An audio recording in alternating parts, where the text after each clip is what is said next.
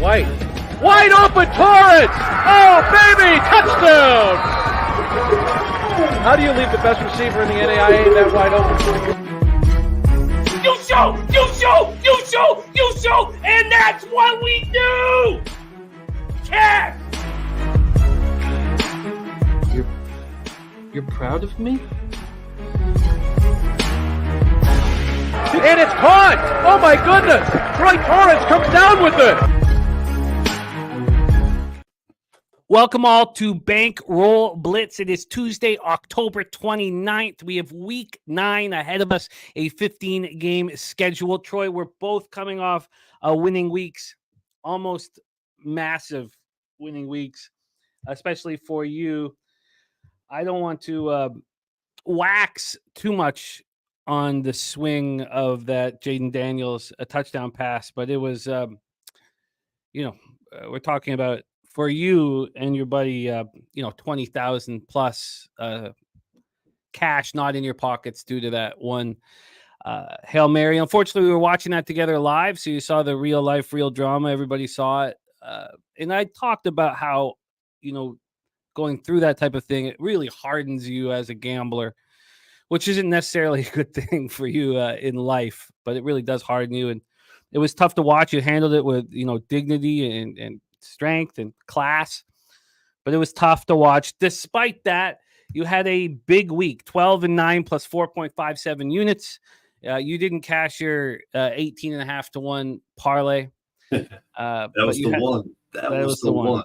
But you had a great week. I went 7-4 plus 2.51 units. But how are you feeling right now? Because you are almost in the black after being down 30 units here. So how are you feeling, my man? I'm feeling really good. I'm definitely seeing the board clearer every single week that passes, and I think that's reflected in my record, how we've gone from 30 units in the hole after 3 weeks, and here we are sitting right on the precipice of break even. And I'm wondering, were you able to sneak that Panthers money line for the cash cow market? Yeah, that's okay, in there. Good. That's in there. So yeah, we're right on point then, man. I'm ready to fire away, man. I'm trying to build sample size, so let's get it. The week that was for Troy, Vikings -3 was a loser, but you cashed that Vikings first quarter -0.5 at plus 120. So you thanks to Noob. Yeah, you profited there on that one. Colts +6, Colts +5.5, cash. You lost the Colts money line. You had the Colts +11, Eagles +9, of course, together -120. You cashed that. Colts +4.5, Bills money line in the under 52.5 in that Seattle Buffalo game. That cashed at +304 for you. Eagles +2.5 cash. Browns team total over 16.5 cash. Bills -3 cashed. Buffalo, Detroit a money line parlay cashed. Buffalo, Seattle under 45 cashed. I was thankful to join with you on that one. And then Bears lost. Bears -2.5 lost. That also cost you the 5-team parlay at 18.12 to 1. That was lost. And then the Cowboys +4.5 +4 money line lost. The week ended poorly. You did catch Jones over 19.5 completions very easily and lose the Steelers double. Just the swings of a gambler. It could have been a monster week. It still was a profitable week, and that's all that matters. Any last notes you want to say on the week that was for you? Yeah, man, I took those 2 shots with the parlays. Luckily, one of them came through. The other one was very close. But yeah, my guy had to bet without the Cowboys because he didn't want to have to wait and sweat out Sunday Night Football as well. Oh, dude, yeah. Anyways, I'm only making parlays if I'm extremely confident in the card, and fortunately, I was last week, and I have some spots this week. I'm considering adding another parlay, so we'll see. The week for me, Cleveland team total over 16.5, easy casher. Baltimore, Cleveland over 44.5 casher. Miami -3 was a loser. Jets team total over 24.5. Zerline got me again. Still got the Jets, New England over 41.5. Cash Jacksonville +4.5. Cash Indianapolis +6. Cash Buffalo -3. Lost Chicago money line. Lost Dallas +4.5 and cash Buffalo, Seattle under 45. So I went 7-4 plus 2.51 units, but it's a pretty big swing, losing 1.24 units rather than cashing the unit on that Final pass from Jaden Daniels. Shout out to all the cappers joining us. Thank you so much for being here with us. Truth Teller in the house. Mac Beavers, Gerald Jones, Random Bozo, Dougie Y, Ziggy Balls, the Nuke Worker, D Jenkins, Markel, Mac Beavers, Old E in the house. CMG says, had to put my dog down this morning, so I'm killing the books now. I'm so sorry that you had to go through that. CMG, I know that's a family member, so I'm so sorry that you had to go through that. Thank you for rocking with us right now. Focus your energy on sports. It's the best way to get through tough times. So thank you for joining us. T-Moss in the house. I know that you were visiting family members that are very sick right now as well, and that's what you'd spent your day doing. I have so much respect for that, T-Moss. Being there for family members is all that we can do. And you're doing it with aplomb. Birdie in the house, blue numbers, Nuke Worker. It is time to get to work. We got Buddy. We got a great group here, so let's attack. Let's get right to work. You ready to start? Yeah, let's do it. All right, we start Thursday, October 31st, Halloween, 8:15 p.m. Eastern. Houston Texans at New York Jets. I've already moved on the under 42, minus 110, and I'm very close to moving on the Jets. I am. And you can tell me this is a sharp trap and we can stay away from it. But I'm very close to moving on it. I came very close. They had my finger on the trigger a couple different times. The Jets have cost me a lot of money so far this year, but I'm never afraid to go back to, I cut the bias. I try to cut as many biases as possible. We're at MetLife Stadium in East Rutherford, New Jersey, 72 Fahrenheit, partly cloudy, 10 miles per hour. Let's get into the line history here for this one. These Jets right now are -1 and -122. They opened up -1 and -108. So we've had 14 cents of movement towards the New York Jets on the -1 line. From a total perspective, we have the 42. Hasn't changed. -109 to the under. It did get, I guess it did. It did get up to a -115 to the under. But now just -109 to the under. I got -110 when I moved on it. Taking a look at the cash flow. I thought I had it up here. I'm certain I had it up here. Sorry, I'm going to have to pull it up again very quickly here. Going over the cash flow for this spot. Move over to NFL. We have 86% of the tickets and 94% of the cash on the Houston Texans, an extremely public spot.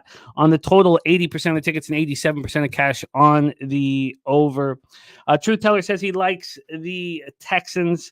There's Terry Walker in the house. Great to see you, Alondo, ready to rock. Rants, great to see you guys. Thank you for joining us. Let's start with the Texans. Their passing offense is 8th in the league with 232.5 yards per game.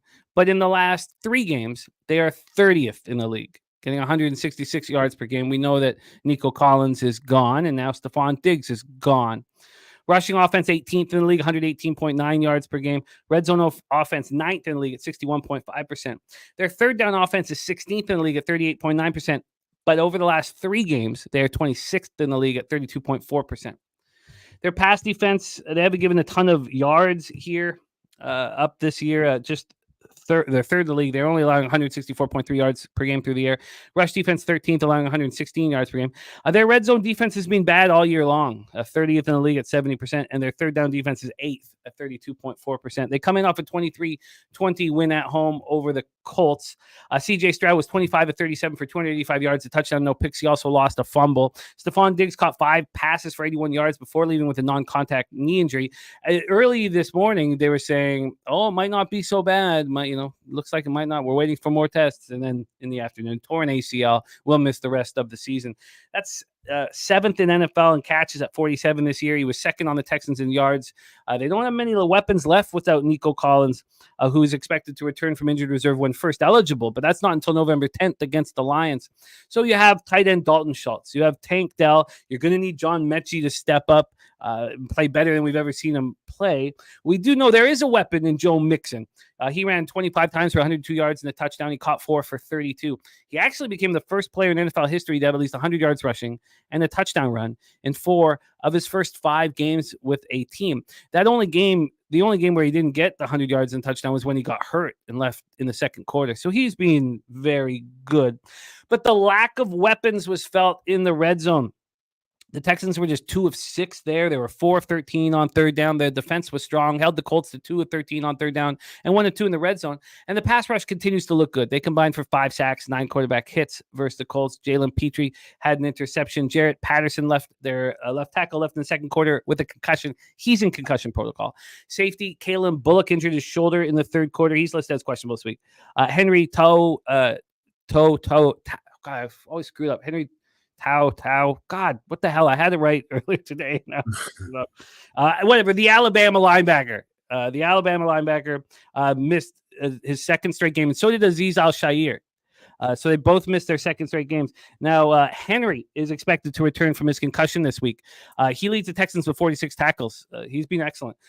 Al-Shaair is expected to miss another week with this knee injury. Now, that's not confirmed yet, but this is an essential member of the front seven. We've seen what he's been able to do with the spy. He's very, very good.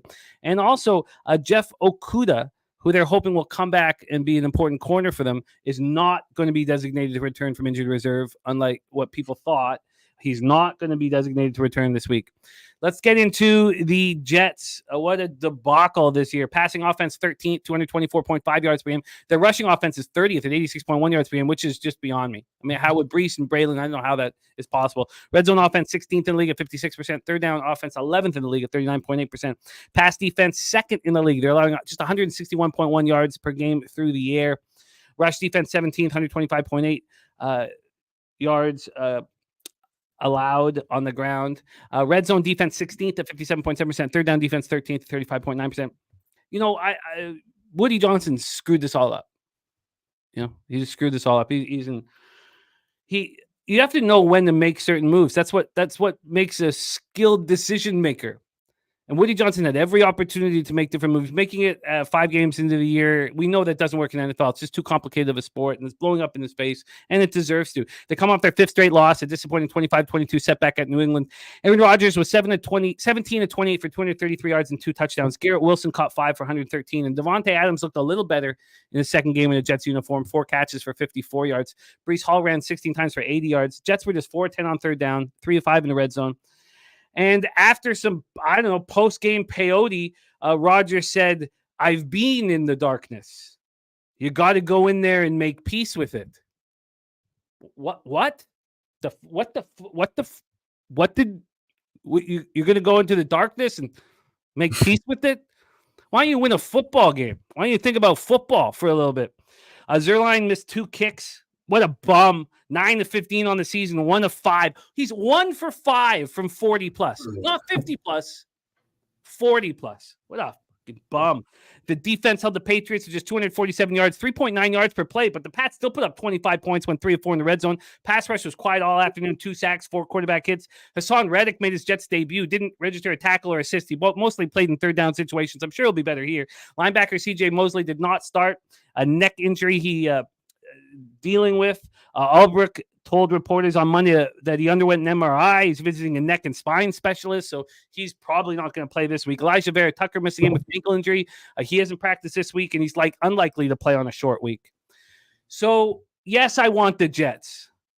I find this Texans team to be much worse right now without those superstar wide receivers than their numbers indicate, and I feel like I have an advantage. But you are going to tell me why I shouldn't move on it. So take it away, Troy. Texans, Jets. Jimmy, we've been here. We've done this. I mean, you want to take the home favorite on Thursday night. You got a short week. Team's traveling to New York. I mean, things are lining up. The Jets are favored against the Texans. I don't know. There's just a lot of reasons to like the Jets this week, in my opinion. I mean, the bookies aren't a charity. They're not giving out free money. Setting the Jets as favored as a 2-6 football team. I just can't believe my eyes. It's just so hard for me because we know. I mean, I've talked about this 2 weeks in a row now. I'm 0-10 with my straight bets on the New York Jets. And yes, that includes 3 double ups or triple up spots that I've made on this team and are a big part of the reason I ended up 30 units in the hole after 3 weeks. I couldn't have had a worse read on this football team. And when I was really trying to figure out who I'm going to bet in this or trying to get to a side, even though I told myself I wasn't going to bet Jets games, I wasn't going to bet Chiefs games, but I also said that I'm going to bet every single primetime game this year. So guess what we got this week? We got the Jets and the Chiefs in prime time. So I'm going to end up having to make a move in these spots. The one thing I'm trying to figure out in this matchup is who's going to be able to run the football. The run game removes variables. It makes it easier and more reliable for the offense to execute. Down and distance is everything in the National Football League. And that's exactly why this is so hard out of the gate. The New York Jets are 6th in yards per rush, but they grade out as 28th per PFF. So I don't know if it's because of their schedule or the situations they were in. I'm not sure exactly how to read that, but when you watch this team, when you put on the film, you could visibly see this team is very vulnerable, and they don't make adjustments well on the defensive front. Houston, on the other hand, against that run D, is 18th in yards per carry. They haven't been known to run the football, since Stroud's been in town, but Mixon has gone for 100-plus yards in every single game he started.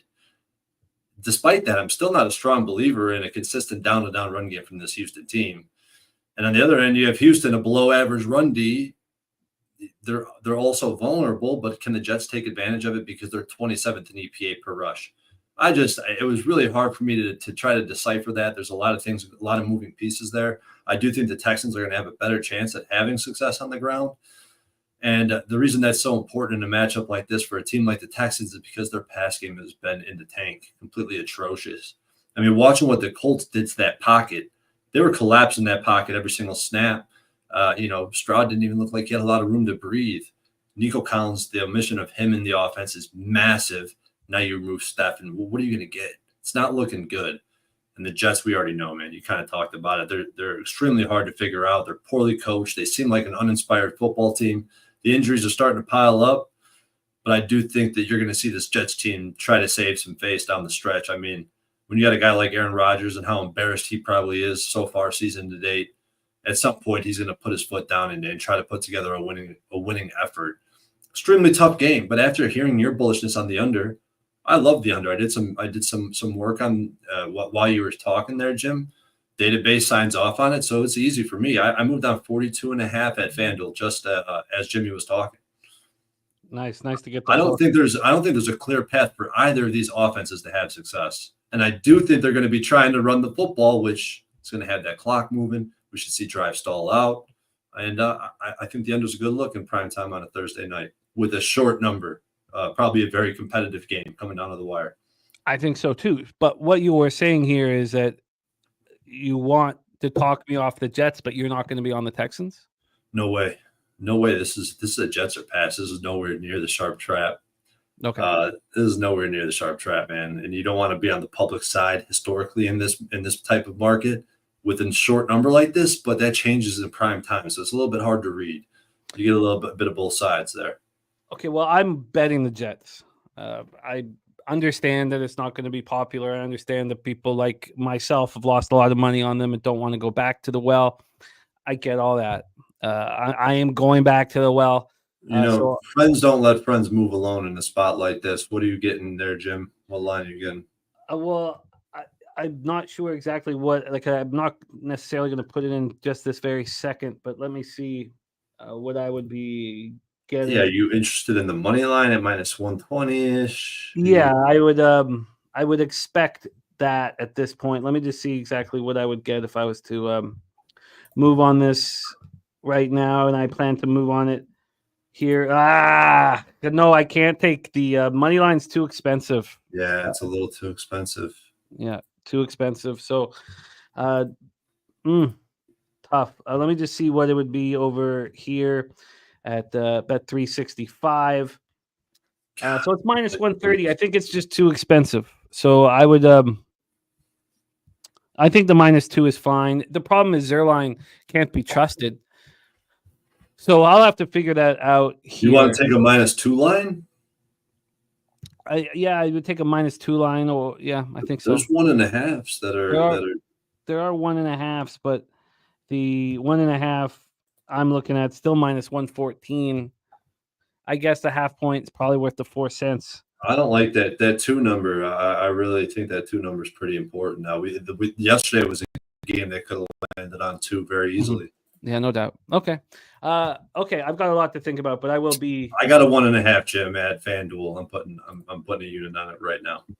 All right, so that's -1.5 at what vig? Pick up -110. That's nice. Okay, yeah, because I'm getting the 2 at 110. Okay. All right. And Nuclear says, why at -2? Why not bet the money line? -130 is just a little pricey. It's just a little pricey. And I went up to minus 124 with the Bears, and I got in early in the week. Again, if I had waited for Daniels to be announced, then I could have got plus 100. But yes, I will be joining you on the Jets here. And good we talked it out. We're both on the under. You got the hook. I don't. Hopefully that won't come into play. That's at FanDuel as well. That's the only book offering it that I see. I'm surprised that it's out there. We are locked and loaded for Thursday night football. Join us on our live stream Thursday night Halloween live stream right here on Pub Sports Radio. Let's roll on. Next up for us, Sunday, November 3rd, 1 p.m. Eastern, Dallas Cowboys 3-4, 3-1 on the road. The Atlanta Falcons 5-3, 2-3 at home. We're at Mercedes-Benz Stadium in Atlanta, Georgia. Let's get into the line history here for this one. We have a 2 now. Wow. So this opened up with Atlanta -3. As soon as this opened up yesterday, 3:23 p.m., the move was towards the Cowboys immediately. So now the 3s are gone. The 2s have arrived. It really is a 2.5, though. So we have a move towards the Cowboys, which is tough to stomach. It was tough to stomach looking at that today after being on the Cowboys and seeing how bad they are right now. Now, Micah Parsons is expected to be back in the lineup, and I'm sure that will help a lot. Let's get into the total. This total is now at 52, but 53s are also up there. Now, this was a legit 53 today, this morning. 53 minus 106 and minus 109, minus 109 to the under. Now that under 53 is up minus 120, and it's either a 52 or a 52.5. But we have had a slight move towards the over. The look ahead was 48.5, so a big move towards the over. Ziggy Balls like in the Cowboys +3. Drewski saying Cowboys spot here. D. Jenkins says Falcons defense is still bad. I'm still waiting on Troy Anderson to respect them, and that makes a ton of sense. It really does, man. He is so multifaceted on defense that he just makes such a huge difference for this team. And obviously you could see in the numbers. Without a doubt, the defense has looked horrific since he left 3 weeks ago. 75% of the tickets, 78% of the cash on the over, and on the spread, it's a 50-50 proposition. You have 49% of the tickets on the Cowboys, 48% of the cash on the Cowboys. Let's start with them. Their passing offense puts up 256 yards a game. That's third best in the NFL. Their rushing offense, of course, is horrific. 74.1 yards per game. That's the worst in the NFL. Their red zone offense has been bad all year because nobody respects the running game. So they're 31st in the league. Only one team's worse in the red zone. They score touchdowns 42.1% of the time. Their third down offense is 10th at 40%. Their pass defense, 20th. They allow 218 yards per game. Their rush defense is second worst in the league, allowing 154.6 yards per game. Their red zone defense is 32nd. I mean, imagine a team, you have the second worst red zone offense and the worst red zone defense. You're just not going to win games in the NFL. 73.9% of the time, the Dallas Cowboys allow touchdowns in the red zone. Their third down defense is 14th in the league at 36.1%. Coming in off a 30-24 loss to San Francisco, that was much uglier than the score indicated. Outgained 469 to 292. Dak finished 25-38 for 243 yards, 2 touchdowns, 2 interceptions. Threw 2 interceptions for the third straight game. We had Aaron Gaza before the show started. Aaron Gaza, for our live stream, he wrote in the chat, I'm taking Dak for 2 interceptions, and then laughing hysterically, and of course, maybe when someone is that confident on the spot, you should just tail immediately. He cashed that quite easily. CeeDee Lamb caught 13 passes for 146 yards and 2 touchdowns. Tolbert caught 3 for 44. The running game was terrible again. They combined for 56 yards on 19 carries. It didn't help that Rico Dowdle was out, late scratch due to an illness, going to be back this week. They were just 4 of 12 on third down. The defense looked bad all night. 49ers went 8 of 16 on third down, 3 of 4 in the red zone. The pass rush was nowhere to be found. You're going to hear that a lot today. A lot of pass rushes were nowhere to be found this past week. 2 sacks, 2 quarterback hits. They desperately missed Micah Parsons and hope to have him back this week, but that's not confirmed. Also, Deron Bland and Jordan Phillips. You could get a cornerback and a defensive tackle back as well. They could all return from the IR. Micah Parsons not on the IR, but Deron Bland and Jordan Phillips could return from the IR. Let's talk about the Falcons. Passing offense, 6th in the league, 250.9 yards a game they put up. Their rushing offense, 15th at 120.8. Red zone offense isn't very good. 22nd in the league. They get touchdowns 52% of the time. Third down offense 12th at 39.6% of the time. Pass defense 18th in the league. They're allowing 215.5 yards per game. Their rush defense, they're 20th, allowing 131.6 yards per game. Their defense isn't good. We just spoke about it. Red zone defense 16th in the league, 57.7%. But their third down defense is the third worst in the league. They allow conversions 49% of the time.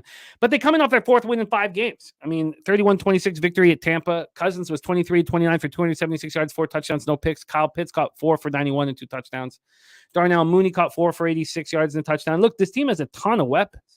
Bijan Robinson ran 13 times for 63 yards, caught 7 for 43 and a touchdown. They put up 6.6 yards per play, 8 of 14 on third and fourth down. But their defense is bad. The pass rush was completely invisible. 0 sacks, 0 quarterback hits. They let the Bucs go 9 of 14 on third down, perfect 3 for 3 in the red zone. Jesse Bates and AJ Terrell had interceptions, but they played without Justin Simmons, who is the hamstring injury. They played without inside linebacker Troy Anderson with the knee injury. Both are listed as questionable to go this week. And they lost a defensive lineman, Aurora, to a third quarter ankle injury. He's listed as questionable this week. I have a bias. The Cowboys looked horrific. And if I'm supposed to believe that all they need is Micah Parsons to come back to change everything, I just find it hard to believe. Take it away, Troy. Cowboys, Falcons, Mercedes-Benz Stadium in Atlanta, Georgia. Oh, man. I've studied this 3-point market until I was blue in the face. I'll go with the matchup first. I'll go with the matchup instead of giving you guys the dessert right away. I've been expecting this Cowboys team to get some of these defensive pieces back for the past few weeks. It hasn't come to fruition. I know we should expect to see that this week, but quite frankly, I feel pretty much done trying to play this guessing game and pricing it accordingly. It's really hard to read. We'll see what that looks like, but the secondary just can't cover long enough. And the problem is the defense has been incompetent without Mika out there. But even if you look back to weeks 1 and 2, I mean, since after week 2 until week 8, they've been one of the worst defenses in the NFL. They've graded out the same way every single week, 32nd in run D, 28th in coverage. You watch the game, and unfortunately, that's what you see. I mean, I had one of my biggest bets this past week on the Cowboys that held me back from having a monster week. The offensive line is bad. They only have one real threat on the offensive side of the ball, and that's CeeDee Lamb. Dak Prescott, you give him enough rope to hang himself, and he will every single time.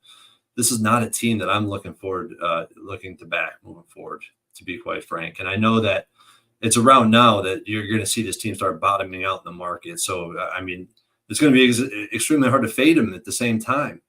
And it's like, do I really want the Falcons side? This is a really interesting market. It was a 2.5. Now it's creeping down. It might even, I think we're going to close in the -1.5 range for Atlanta. That's kind of the trajectory it's going on at. And based on where I see it Tuesday, I bet you that's where we're going to land. The loss of Troy Anderson, and they're calling it out in the chat. I mean, it's looming over them every single week. The defense is unrecognizable. You go back and watch film on game 1, game 2, when they played the Chiefs, when they played the Eagles. It's unrecognizable from what we're seeing out here. They can't apply pressure. A strictly bend but don't break defense, but it sets up perfect for garbage time Dak.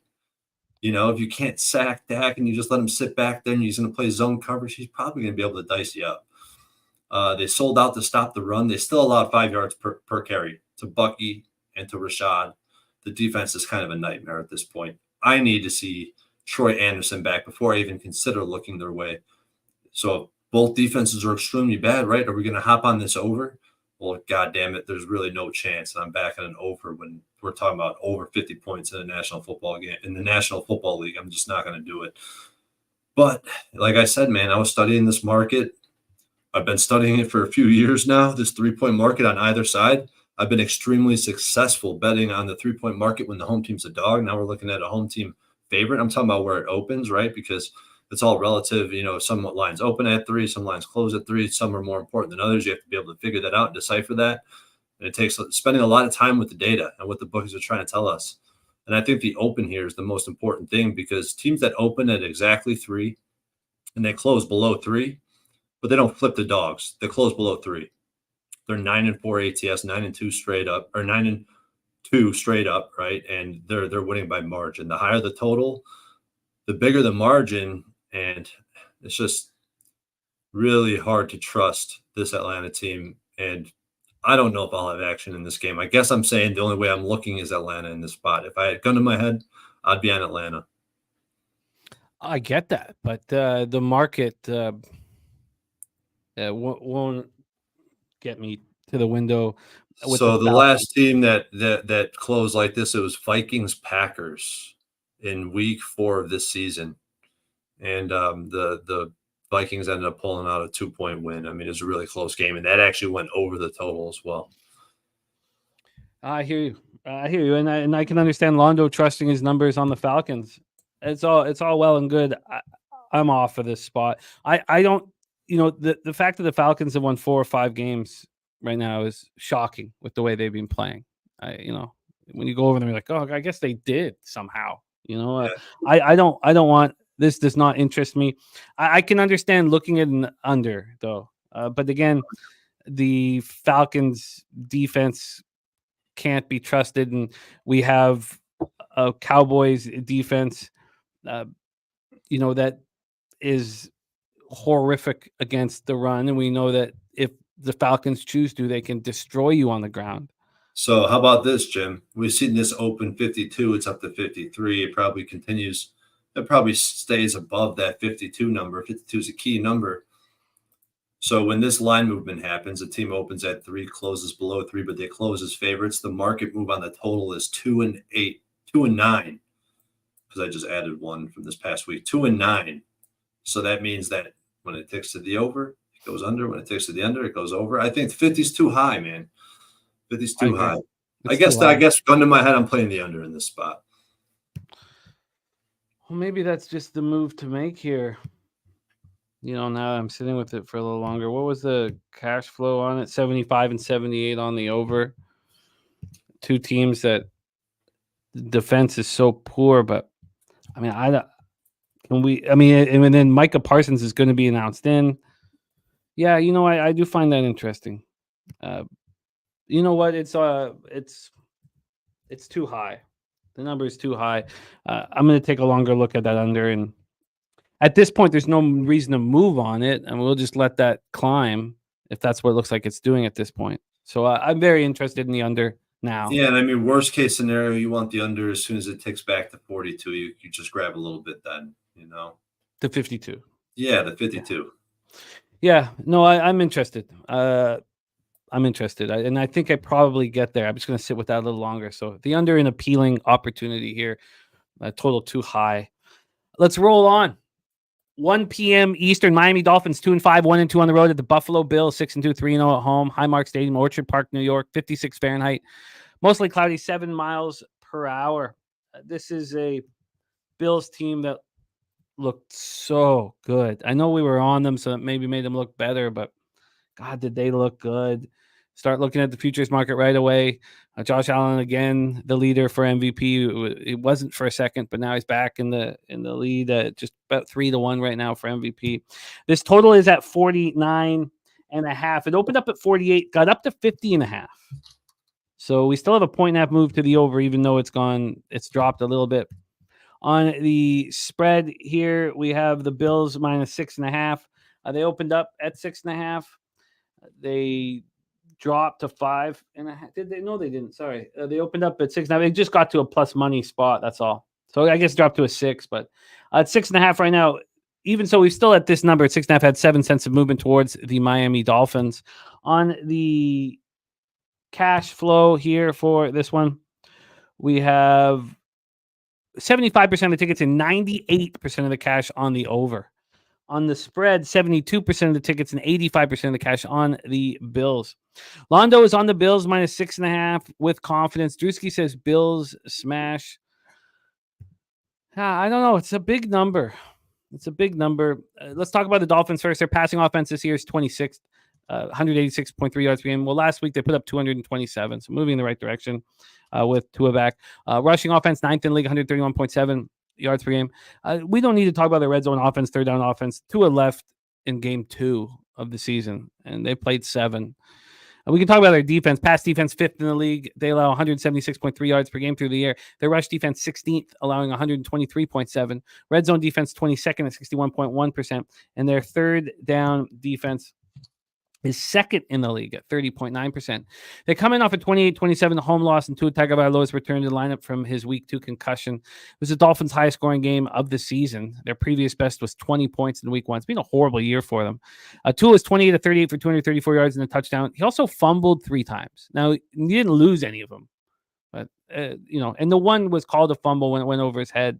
So really, I guess twice he fumbled. Tyreek Hill caught 6 passes for 72 yards. It was his first game with at least 70 yards receiving since week 1. Devon Achane, 10 carries for 97 yards, caught 6 for 50 and a touchdown. The Dolphins were extremely impressive on third down. They went 11 of 15 and 3 of 4 in the red zone, but their defense looked bad. It's hard to believe that they'd come in as a top-ranked defense. They allowed the Cardinals to put up 6.3 yards per play. The pass rush was completely invisible. 0 sacks, 1 quarterback hit. Cardinals go 7 of 13 on third down, 2 of 3 in the red zone. Then safety Javon Holland leaves with a knee injury. The injury won't require surgery, is what we've been told. McDaniel says it's too early to tell if he'll be able to suit up for Sunday's matchup against the Bills. But from everything I was reading, he's not going to be in the lineup. Now, I mean, McDaniel is the one we should listen to, I guess. So he's saying it's too early to tell, but everybody thinks he won't be in the lineup. And then Bradley Chubb isn't coming off the PUP list this week. I thought he was. I thought they were saving him to come off again in this game against the Bills. That's not the case. And McDaniel even went as far as saying him coming off the PUP list isn't on his radar right now. So probably not next week either, which is a surprise. Let's talk about the Bills. They were dominant this past week. They've looked very good this year. Passing offense, 5th in the league, 214.3 yards per game. Khalil Shakir caught 9 for 107. Keon Coleman caught 5 for 70. They looked really good. Rushing offense, 12th in the league. They're putting up 122.3 yards per game. James Cook ran 17 times for 111 yards and 2 touchdowns. He also caught 3 passes for 22 yards. Red zone offense, 4th in the league, getting touchdowns 67.7% of the time. Third down offense, 21st at 37% of the time. They're not the best third down team, but they had a lot of blowout victories where they didn't really need to get the third down, just wanted to get the clock ticking. Pass defense 13th at 208.1 yards. Rush defense 15th at 120.3. Red zone defense being very good this year, 6th in the league. They allow touchdowns 42.9% of the time, and their third down defense is 22nd in the league. They allow conversions 39.6% of the time. They outgained the Seahawks 445 to 233. It was impressive. 8 of 15 on third down. Held on to the ball for 38 minutes and 3 seconds. It was just dominant. 4 of 6 in the red zone. They became the first team to have 2 drives of 90 yards or more in a half since 2022. Defense looked really strong. Held the Seahawks to 1 of 8 on third and fourth down. 1 of 3 in the red zone. Held the Seahawks to just 32 yards rushing on 17 attempts. Held Seattle to 1 yard rushing in the first half. Second fewest rushing yards the Bills have given up in a half this century. Pass rush finished with just 1 sack, 5 quarterback hits. Now, the pass rush will get a boost here. Von Miller will return to the lineup for this game so after serving the 4-game suspension. Austin Johnson had an interception, and Curtis Samuel was inactive with the foot injury. He's listed as questionable to go this week. Take it away for us here, Troy. 6.5 is the spread. Who are you getting paid with? I'm not sure how I'm going to be betting on this game. This Bills team has definitely started to grow on me. After fading them a few weeks in a row, I started buying them a few weeks in a row, and I'm definitely glad I have. I thought it was very impressive how they're putting the clamps down on these opponents' rushing attacks. Once you omit that one performance they had against the Ravens and one long run by Breece Hall, this team has been great down to down from a defensive run D standpoint. And the defensive line, despite what I thought coming into the season, they've been extremely solid. The secondary is gaining momentum. Josh Allen has been playing MVP caliber football. He just continues to execute. Man, this team could contend for a national championship, for a Super Bowl. I really think they're that caliber of team at this point. And I think they're well coached, man. They're just really buttoned up. And the Dolphins, I'm extremely hesitant. I talked about this a few weeks in a row. I think this is a team I might be fading down the stretch, despite where they currently sit and are priced in the market. Coach McDaniels is on some hardcore drugs. He does not look right. The offense looked broke even when Tua was in the game for the first 2 games of the season. They looked broken. And if you look at Tua himself, I mean, his ADOT this season is 6.4 yards. His average throughout his career is 8.3. That's 2 yards. That's a huge drop in his average depth of target. And that's definitely concerning. That's cause for concern. His pressure to sack rate is also 26%. It's one of the highest in the league, and it's also his career high. I think there's something inherently wrong with this offense. Even with Tua, they barely beat the Jags. They put up 20 points. We see bad teams putting up massive numbers against this Jags team, and we saw how they looked versus Buffalo. It was not good.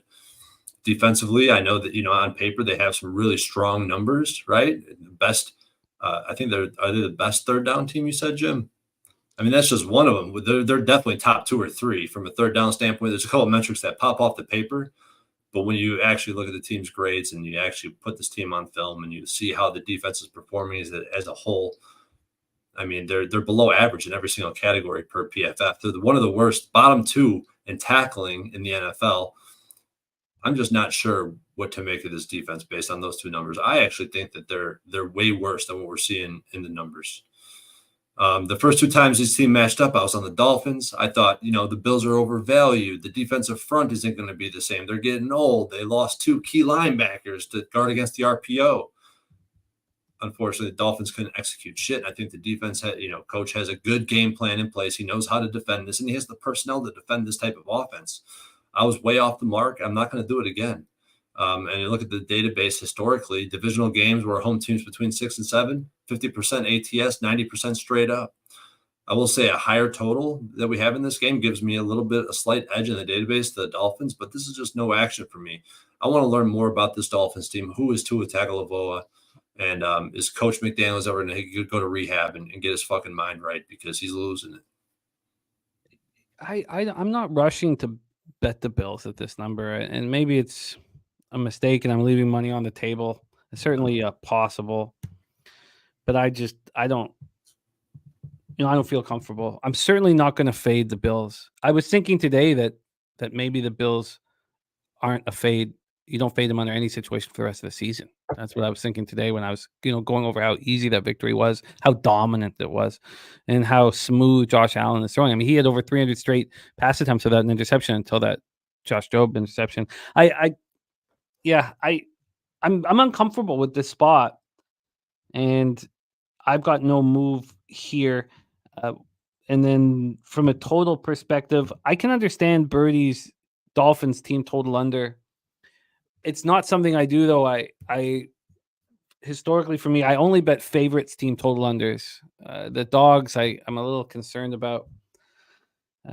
So you know what? There's nothing for me here in this game, unfortunately. So I'm going to have to stay off of it. I loved getting paid on the Bills last week. Yeah, count our blessings, man. We'll get them again later in the season. I agree. All right, we're rolling on, but no action for us in Dolphins Bills. Next up for us, 1 p.m. Eastern, LA Raiders 2-6, 1-3 on the road. Cincinnati Bengals 3-5, 0-4 at home. Still have not got a victory at Paycor. 66 Fahrenheit. There's a chance of showers. It should be kept an eye on. It could be nothing, as we know. 7-mile-per-hour winds. Let's get into the line history here for Raiders Bengals. We have the total at 46. It's juiced to the over at -113. This opened up at 44.5 and climbed all the way up to 47.5. That's legit. Now it's at 46. It's still juiced to the over. We have a 1.5 move towards the over. Let's get to the spread here for this one. We have the Bengals right now down to what I think is going to be a 7. The 7. So this opened at 8.5 at +101. It moved to 7.5. And now that 7.5 is +107. So it is a 7 at some books. Other books, I mean, if we're looking right now across the market space, there are a couple books at 7. So it's definitely moving in that direction. So it's going to be a 7 here. If your book's not at a 7, I imagine it will be at a 7 by the time you wake up or tonight. Let's go into the cash flow for this one. 39% of the tickets and 41% of the cash is on the Raiders. And on the total, we have 79% of tickets and 96% of cash on the over. Let's start with these Raiders. They coming off their 4th straight loss, 27-20 setback at home to the Chiefs, but they played much better. And it's Minshew played much better after the debacle of the week prior, filling in for O'Connell and looking horrific. Their passing offense, 18th in the league, 209.1 yards per game. Their rushing offense is horrific. It's so bad. I mean, when we talk about the Cowboys and the Raiders, you're wondering why they're not winning games. Well, they can't run the ball. And if you can't run the ball, you don't give your 330-pound defensive end a chance to rest for a second. Their red zone offense, 15th in the league at 57.1%. Their third down offense, 26th, 33%. Their pass defense, 7th, 189.1 yards per game they allow through the air. Not bad. Rush defense, 19th at 129.9. Their red zone defense is 26th. It's bad. They allow touchdowns 62.1% of the time, and their third down defense is okay at 15th, allowing conversions 36.4% of the time. Raiders played well. Like I said, they scored at least 20 points for the first time since September 29th. It was impressive, against the team that we thought wanted to we knew that Mahomes wanted to beat them. So now they put up 20 points despite gaining just 228 total yards. So let's not get too excited about this offense. Now Gardner Minshew had a nice bounce back after the debacle. 24-30 for 209 yards, 2 touchdowns, no interceptions. He did lose a fumble. Brock Bowers caught 5 for 58, and Jacoby Myers had missed 2 previous games with an ankle injury. He's a big addition to the offense. Huge. 6 catches for 52 yards and a touchdown. The running game ranked second last in the league. And you saw why. Alexander Madison ran 14 times for 15 yards. They combined to run 21 times for 33 yards. Now, they went 6 of 13 on third down and 2 of 4 in the red zone. But the defense couldn't stop the Chiefs on third down. There were a bunch of teams who had monster third downs numbers here this past week. The Chiefs were one of them, 12 of 16. That's how easy it was for them to convert on third down. 3 of 4 in the red zone. The pass rush had another quiet game. I mean, it's too bad. You put 2 on Max Crosby and don't worry about anybody else. Yeah. It allowed 1 sack, they had 1 sack and 3 quarterback hits. Trayvon Moehrig had an interception for 12 yards. Their center, Andre James, was injured in the second half. He's listed as questionable to play this week. And Dylan Parham missed his second straight game due to a foot injury. Jordan Meredith is replacing him, but you want to have Parham out there. Then let's talk about the Bengals. Passing offense, 7th in the league, 235.5 yards per game. Rushing offense, 28th, 89.8. Their red zone offense is 5th in the league. They score touchdowns 66.7% of the time. They're a good team offensively. Their third down offense, 5th, 45.9% of the time. So it's just basically the rushing offense. Zach Moss has not been nearly as good as they expected him to be. Chase Brown has been at times good, but together, they combined for 43 yards on 17 carries. You're not going to win football games when you run like that. You need to be able to move the ball on the ground. And their defense is bad, straight up bad. Their pass defense, 21st, 219.4 yards they allow. Their rush defense is 24th. They allow 139.3 yards per game. They're allowing right now 50 more yards than they're running for on the ground each and every game. That hurts you. Red zone defense, 27th, allowing 66.7%. So that almost negates your great red zone offense. And then your third down defense, 27th in the league at 45.3%.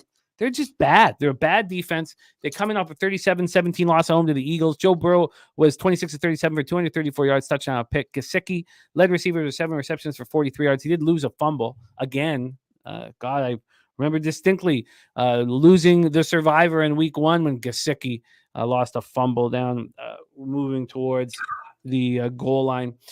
The offense struggled. Jamar Chase, though, 9 catches for 54 yards. Offense only had 280 yards, but they had the best third down performance of any team this season. They went 10 of 13 on third down, but just 1 of 3 in the red zone. The Eagles put up 37 points on 6.7 yards per play against this beleaguered Bengals defense. Pass rush was nowhere to be found. 0 sacks, 1 quarterback hit. Eagles were 7 of 12 on third and fourth down, 3 of 5 in the red zone. And then they lose offensive tackle Orlando Brown with the right knee injury in the first half. It's not as bad as they thought it was going to be. He's considered day-to-day. They were without T. Higgins, who sustained the quad injury in practice last week. He's considered day-to-day. So he's avoided a serious injury, but it's unclear if he'll be able to play here. And then without Higgins, it's Yoshivas is this number 2 receiver. And then you have Jermaine Burton. You have Trenton Irwin. They just can't do the job, man. They can't do the job. We saw that last week. So, I'm expecting Higgins not to be in the lineup. We know, and this was a big part of us talking about the Bengals in the offseason, that Higgins did not want to be tagged. And he was tagged this year, and he wanted the call. He's pissed off. You think he's going to come back early from any injuries? No.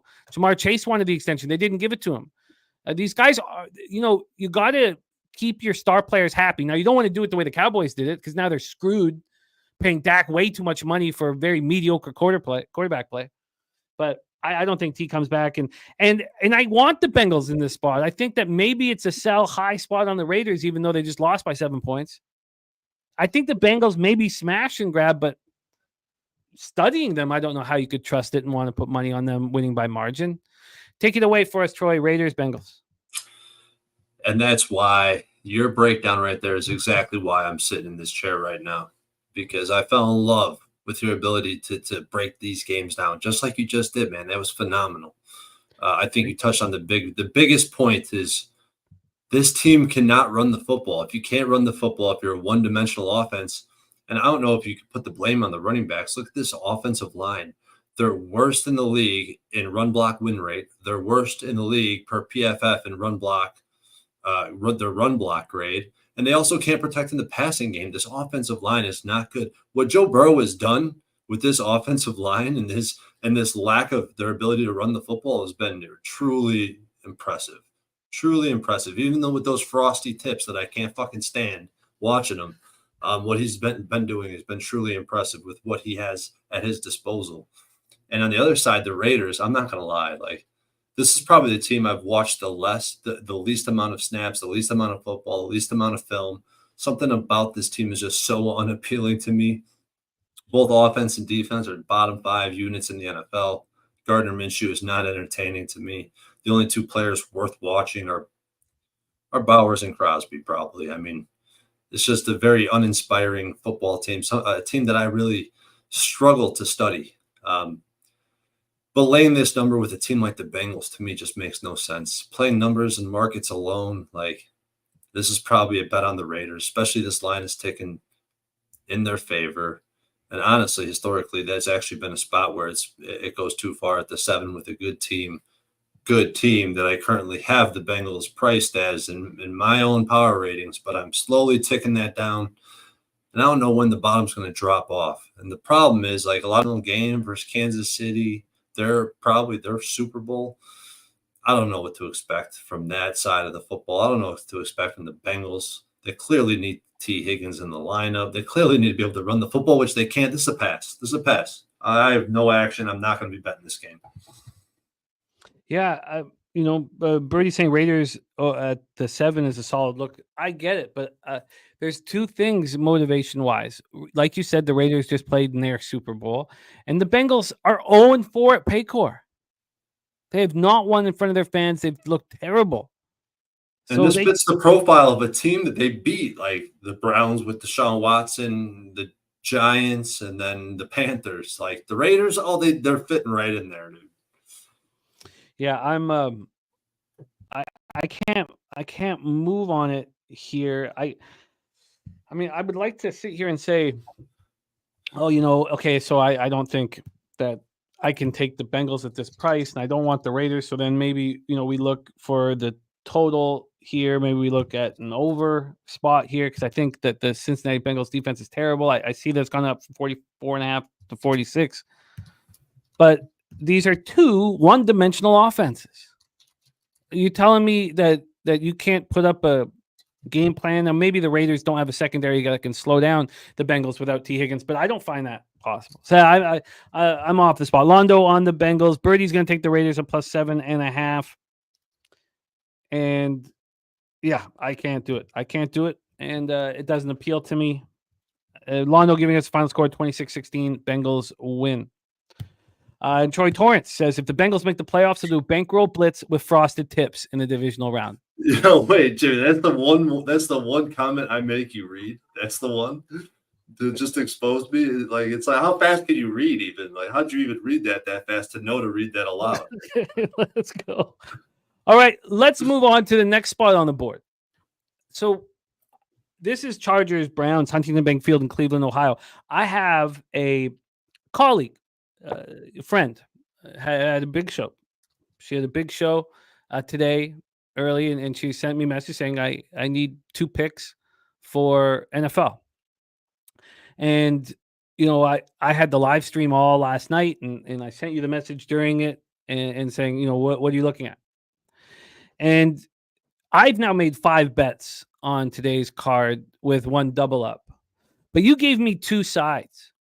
And it was funny when you sent them to me because you started with that you didn't think I would like the spots, and I did like the spots, and I have bet them. And I do have some concerns now about this one. But you moved on the Cleveland Browns, and I have moved on the Cleveland Browns. And I could sit here and say things like, this is not a sell high spot after their upset of the Ravens. This is a get in now spot. I could say how I could talk about how this team went 11-6 last year, despite Deshaun Watson, and famous Jameis may be nuts, but he has his team believing. And Nick Chubb, now third game back from injury this week, he can help the Browns control the clock and give monsters like Myles Garrett a chance to catch their breath.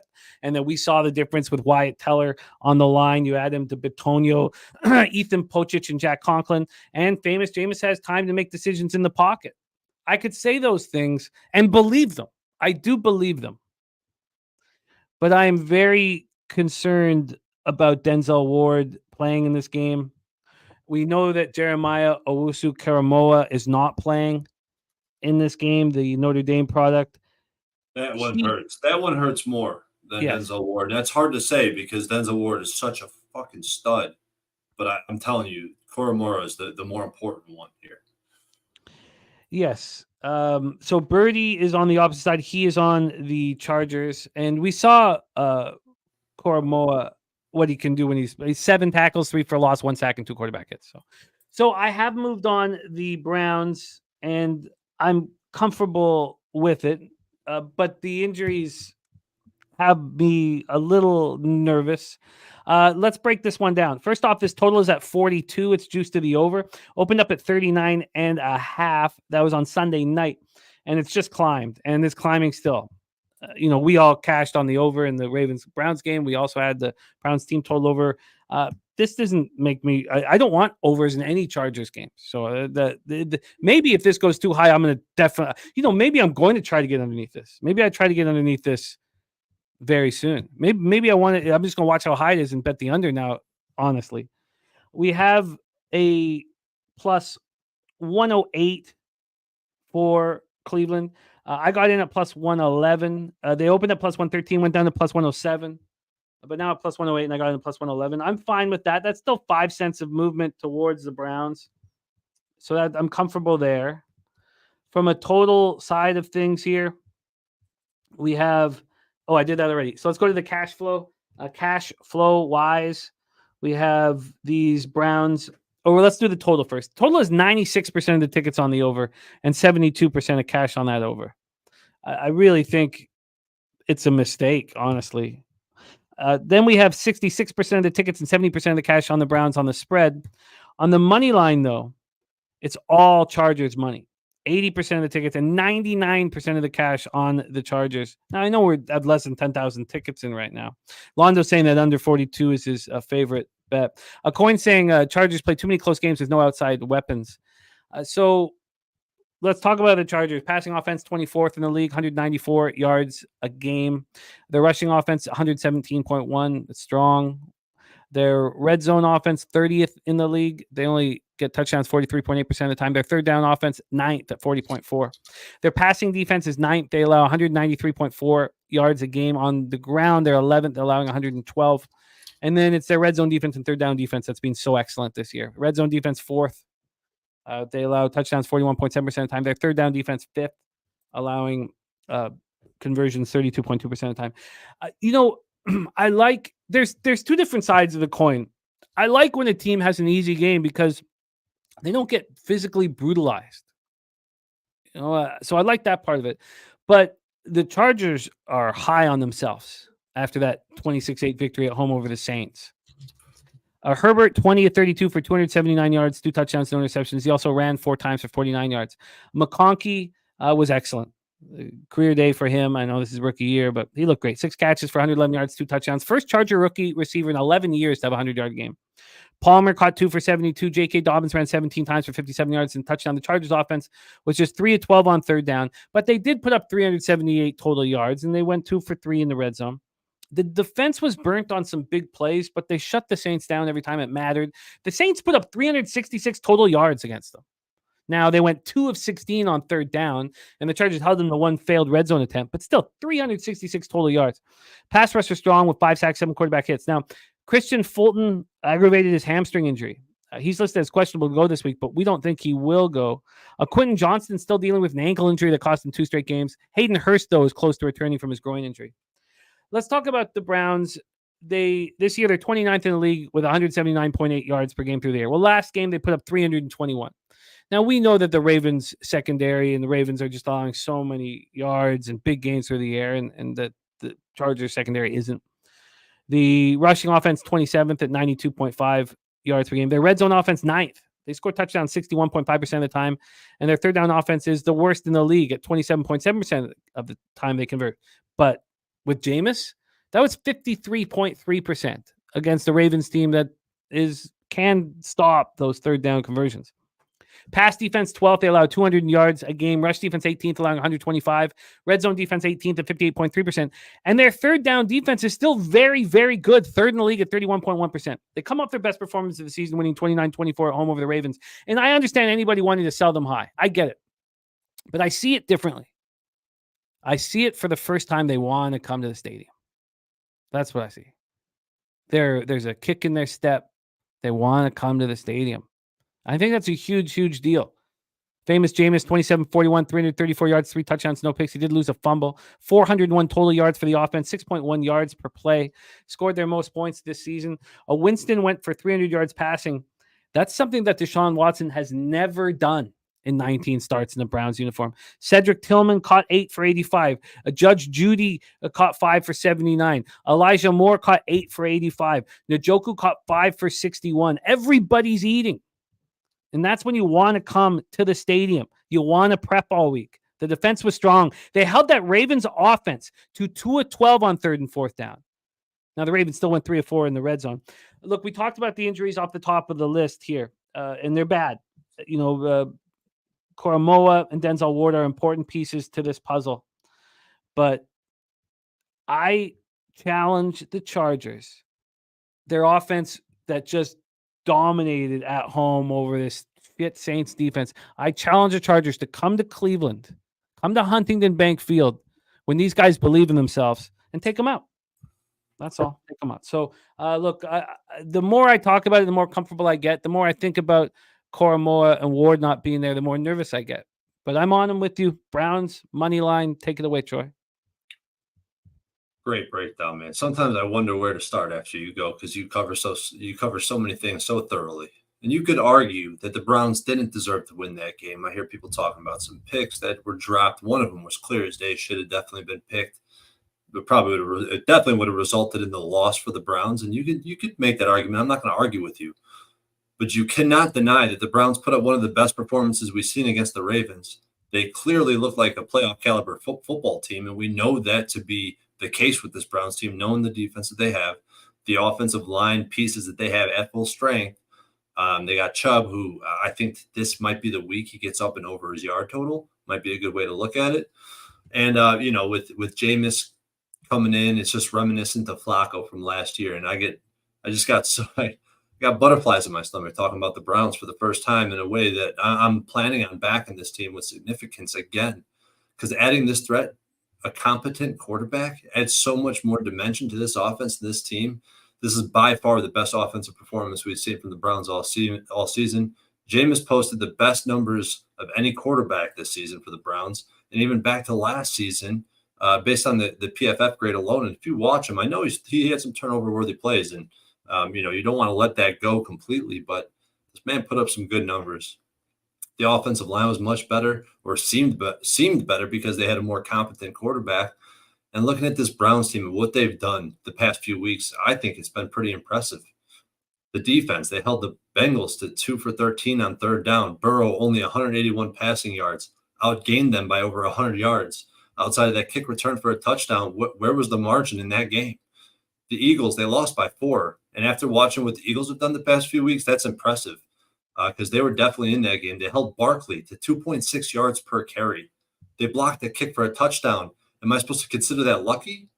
Am I surprised that Myles Garrett made a play like he makes all the time? No, I'm not surprised. And then the Ravens, they had the QB change. They went outright as a touchdown dog. And they held them to 2 for 10 on third down. That's really impressive to me. And with Jameis at quarterback, it changes everything about the complexity of this team in general. The market is still pricing this team like they're 3 points below average. I completely disagree with that based on the active roster with Winston at quarterback, even with Denzel Ward and Koromora out of the defense. And the Chargers, on the other hand, I mean, they've had the easiest path to 4-3 that I've ever seen. They beat the Saints with no Derek Carr. They lost to the Cardinals. They beat the rookie quarterback and Bo Nix. They lost to the Chiefs. They lost to the Steelers.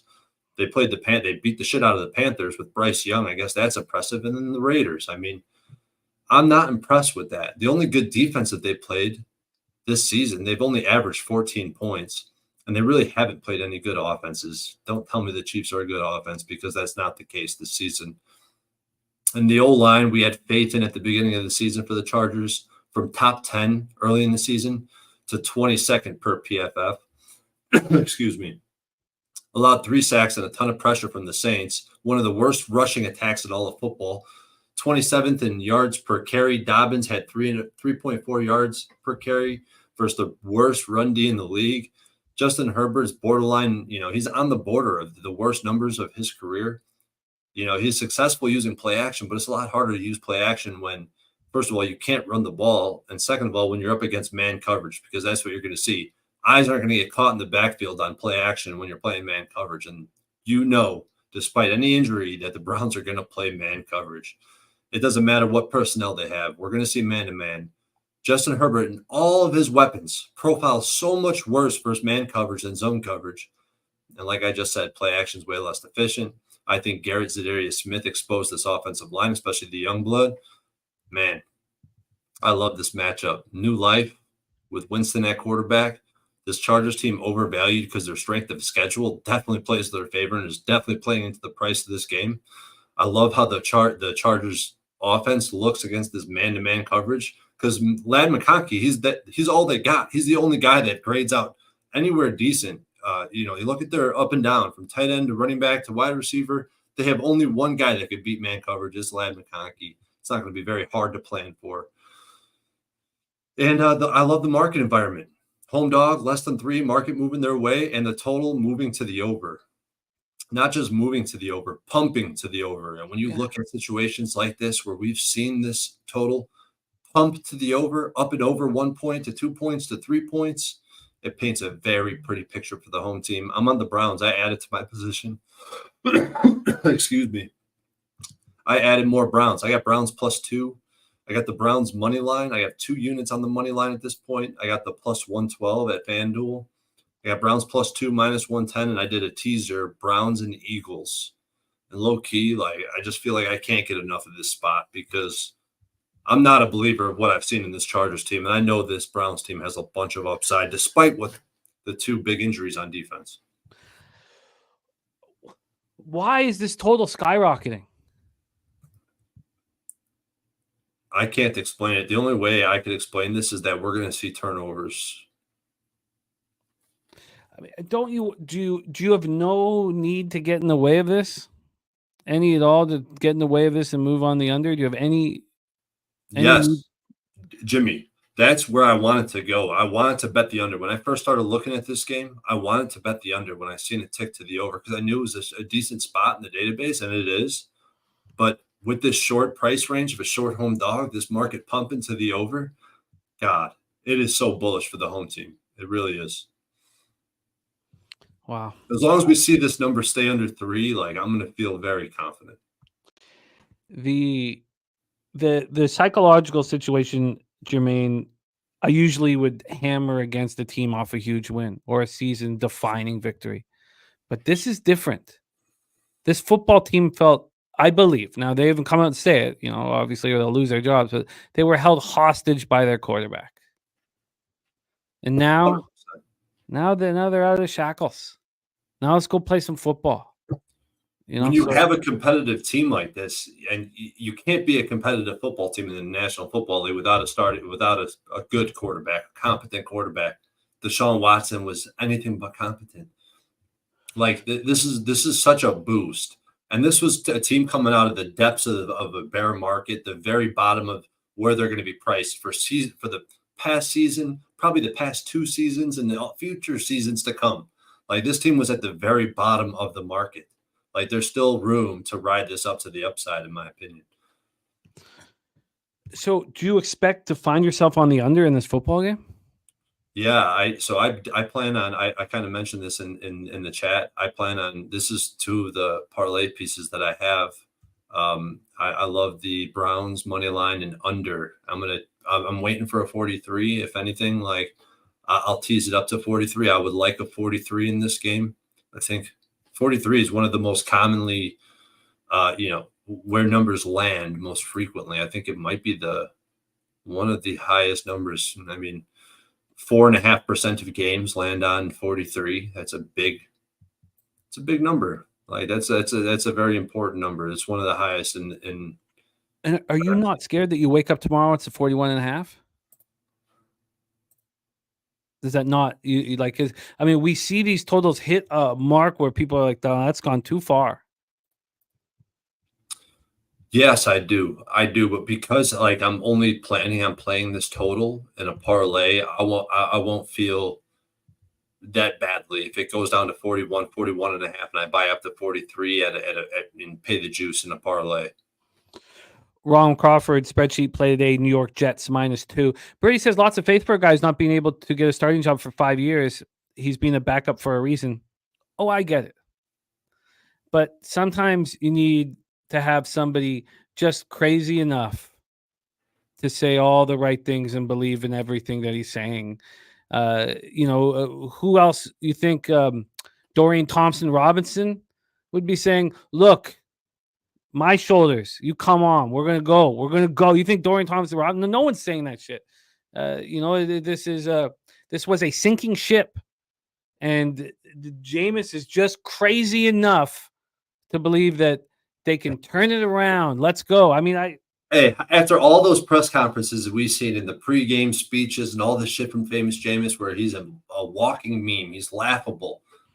After all of the interactions he's had with media and his speeches he's given in front of his team, like, he seems truly locked in. Like, even what he's saying, his linguistics are like even a step above where he's ever been.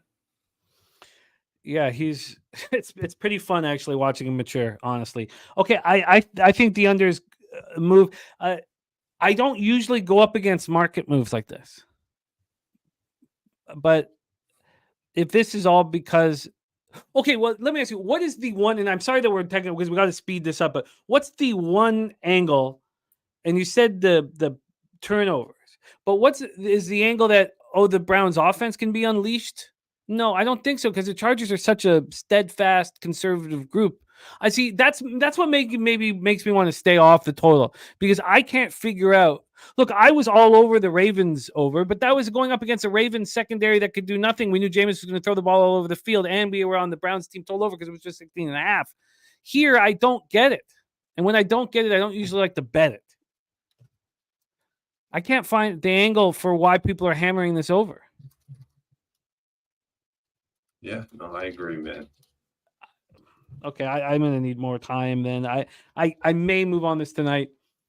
The problem when you start, sending in your action, you just start firing away, and this was a close call. Let's throw it in. So I got a question for you, Jimmy. Who has the better skill group? Running back, wide receiver, tight end.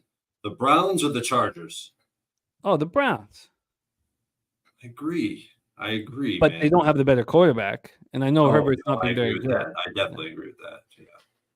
So, I mean, who has the better defense? Statistically, the Chargers, but is that just based on strength of schedule? I think it is. But we'll see. We'll see. I mean, we're going to find out a lot, and I'm willing to take the leap of faith on this Browns team. Okay, let's roll on. We roll on. Next up for us is Patriots Titans. Patriots 2-6, 1-3 on the road. Tennessee Titans 1-6, 0-3 at home. We're on Nissan Stadium in Nashville, Tennessee. We're at Nissan Stadium, Nashville, Tennessee. 75 Fahrenheit, partly cloudy, 10-mile-per-hour winds.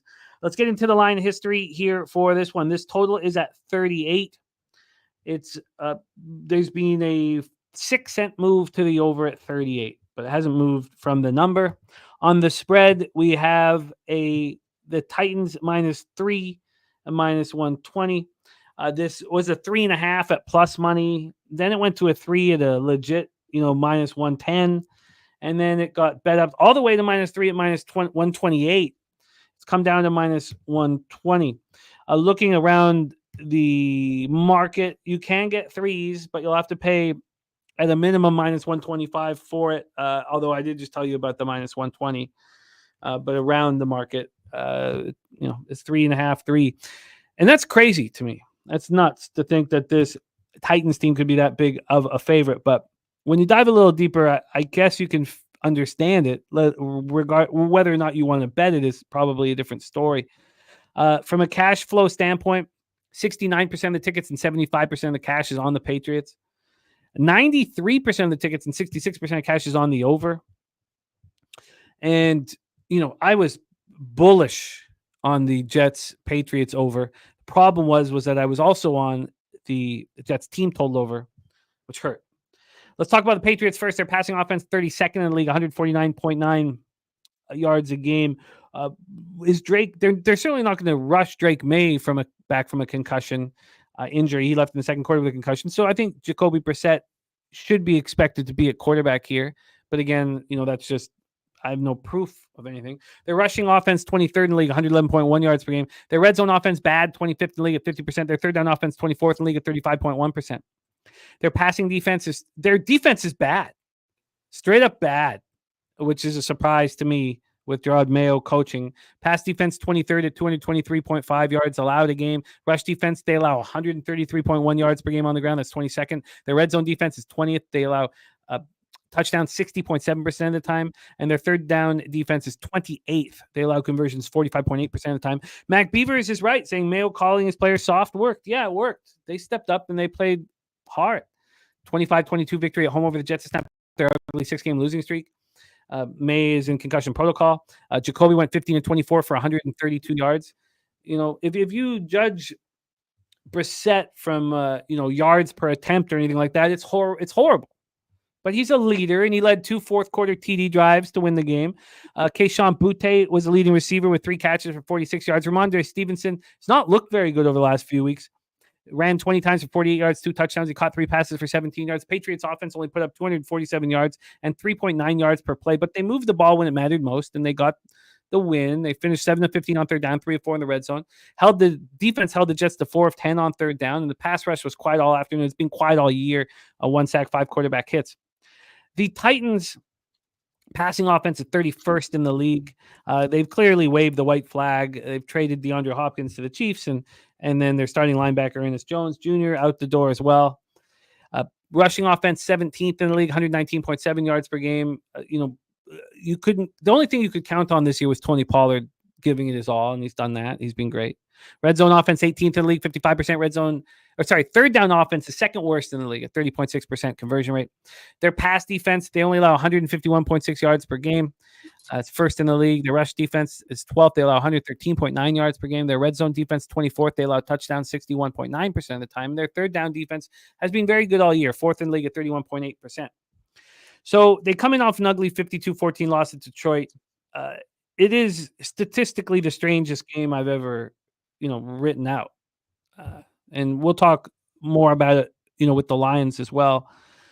But they lose 52-14 at Detroit. Mason Rudolph was 22 of 38 for 266 yards, 1 touchdown, 2 interceptions. Levis has missed 2 straight games with a shoulder injury. We're going to see at practice if Levis can go. There's no sign that will be the case. Calvin Ridley, the clear number 1 with Hopkins out. He caught 10 for 143. He did lose a fumble. And Tony Pollard was great again. 20 carries for 94 yards, caught 3 for 23. The Titans lost by 38 points, despite outgaining the Lions 416-225. Tell me you're a bad football team without telling me you're a bad football team.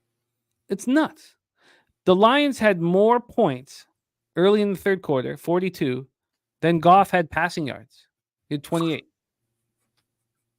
That's insane. Nuts. That's insane. I've never seen anything like it. The Titans were 3 of 11 on third down, 2 of 4 in the red zone. They held the Lions to 4.8 yards per play and 3 of 9 on third down.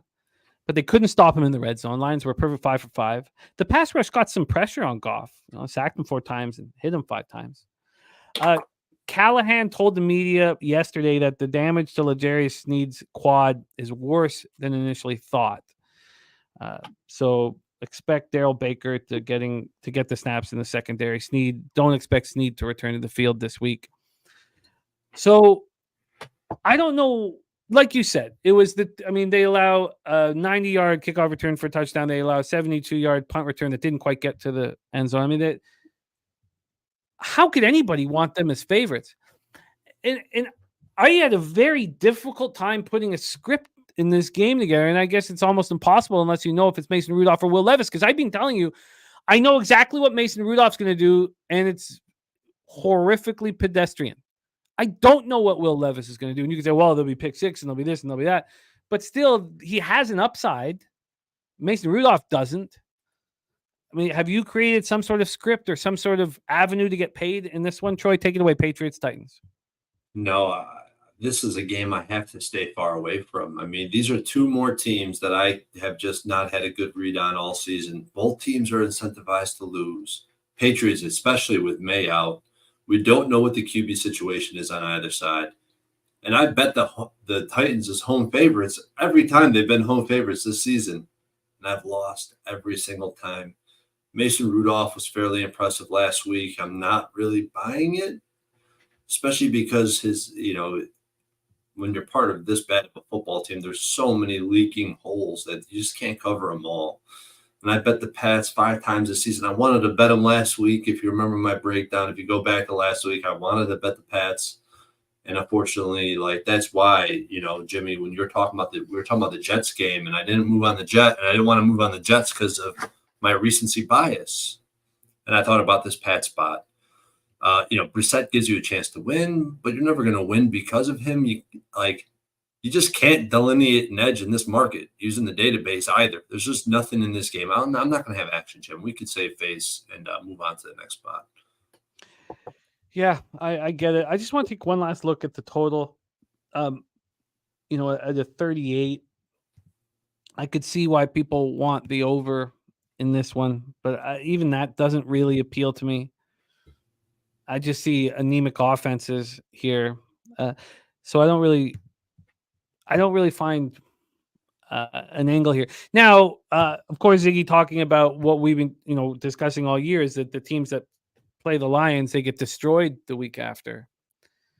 Did that push you in any way towards wanting the Patriots? Yeah, I definitely considered that. But did you think when this line came out? So the first thing I thought of was, oh God, the books are going to take so much Patriots cash. They're setting it up to take Patriots cash. And that was the first thing I was like, step away from the computer type deal. Did you find when this line came out, you're like, wow. 3.5? Yeah, no, I definitely did. But I think that they seen what Mason Rudolph, I mean, like you said, man, they outgained the Lions by heads and shoulders of a difference, right? I mean, the offense looked competent. And we haven't seen that out of this Titans team.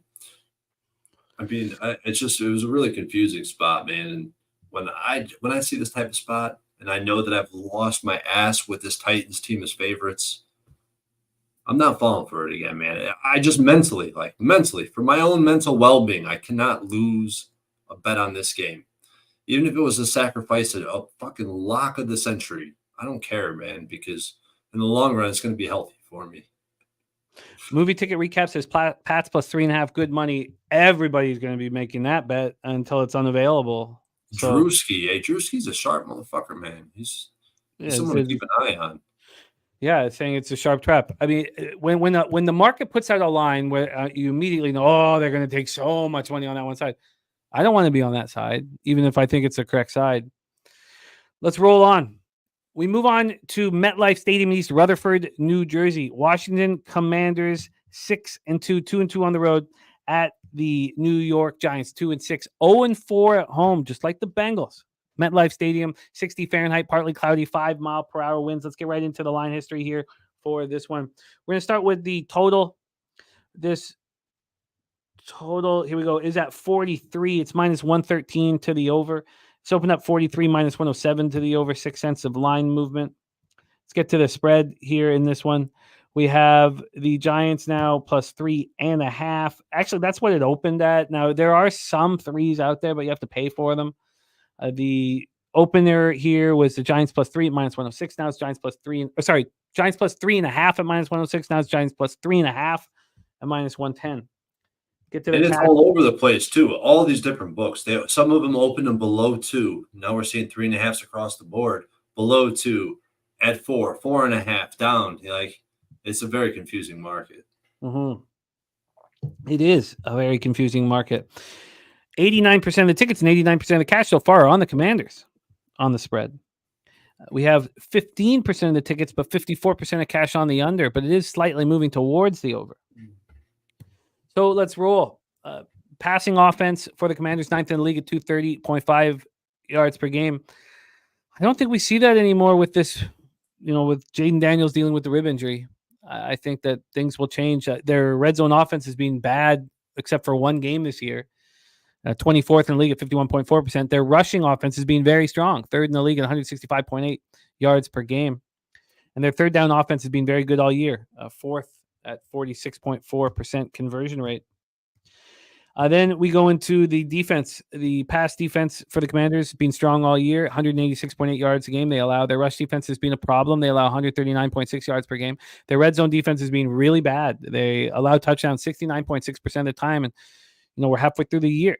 Their third down defense, 23rd at 40.2%. Coming off that 18-15 victory, won on a last-second Hail Mary by Jaden Daniels. But Washington did outgain the Bears 481-307. But the thing was, when push came to shove and the game was on the line, the Bears took over the game. But, of course, it didn't end that way. And Daniels was great. 326 yards, a touchdown, leads his team to victory. Scary Terry caught 5 for 125. Zach Ertz, 7 for 77. And Noah Brown caught that Hail Mary, 3 catches for 73 yards and a touchdown. The offense averaged 6.7 yards per play, but their red zone struggles continue. 0-3 in the red zone. Their defense was strong. They held the Bears to just 2 of 12 on third down, 1 of 2 in the red zone. The Bears had just 172 yards of offense before that fourth quarter. Pass rush finished with 2 sacks, 7 quarterback hits. Now they lose their left tackle, Cornelius Lucas. He limped off the field, he's got an ankle injury. Now he's not out for a long period of time. He's still listed as questionable this week, but he'd been splitting time with Brandon Coleman. They didn't even like Cornelius Lucas at left tackle, but Brandon Coleman's out with a concussion. And, he's a rookie. It's the rookies that you don't bring back very quickly. It's the vets who will tell you, look, I'm good to go, and you trust them right away. But the rookies, you kind of hesitate to bring them in. So now the Cornelius Lucas, who they didn't want, is either going to play with an injury or you can wait and see if Brandon Coleman's going to be back because they don't trust either. So just keep that in mind throughout the week. Then we'll talk about these Giants. Passing offense, 23rd in the league, 195.1.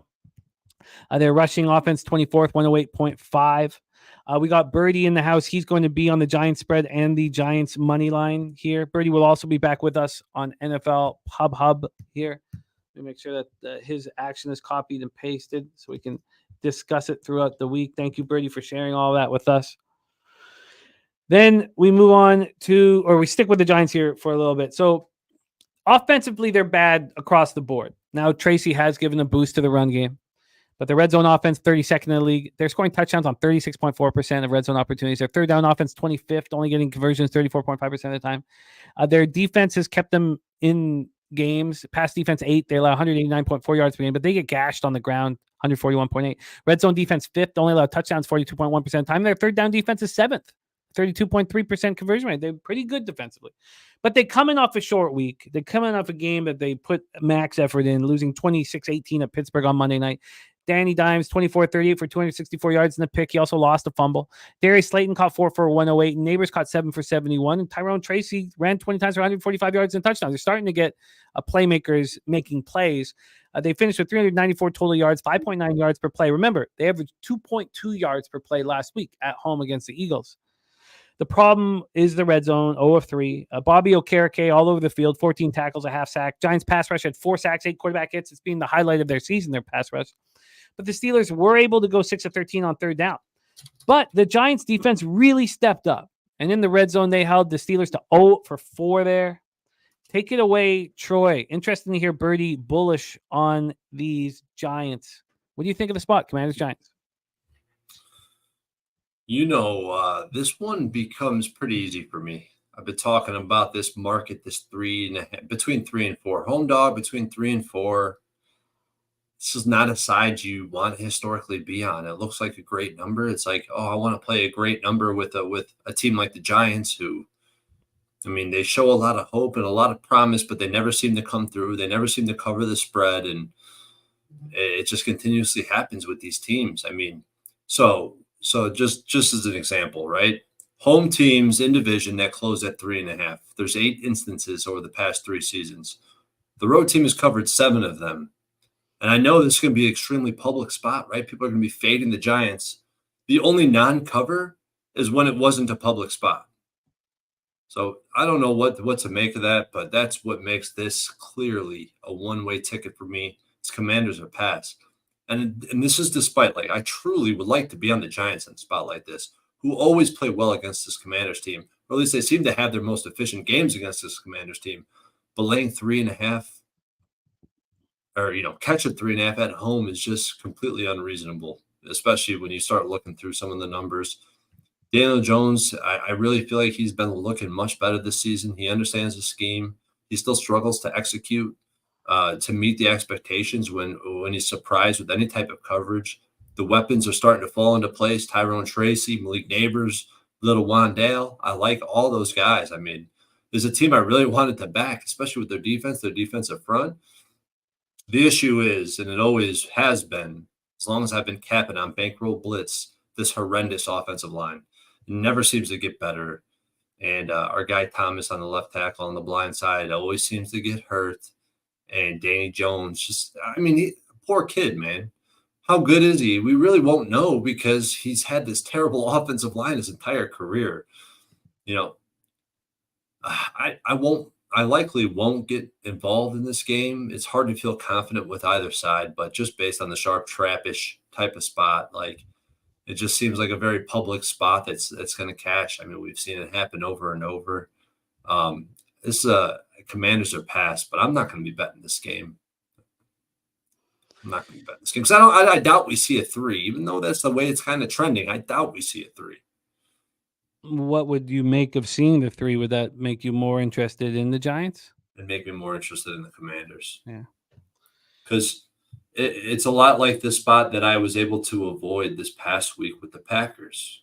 And I don't know, like I hadn't watched that whole game. I told, I know a lot of people that I'm affiliated with had interest in that game and were on the Jaguars. And I told them about my bullish friends, just like you, Jimmy, on the Jaguars, and it's such a great spot. Then you look at the noise adjusted score because I didn't watch that game because I had a bunch of contradicting sides on that game.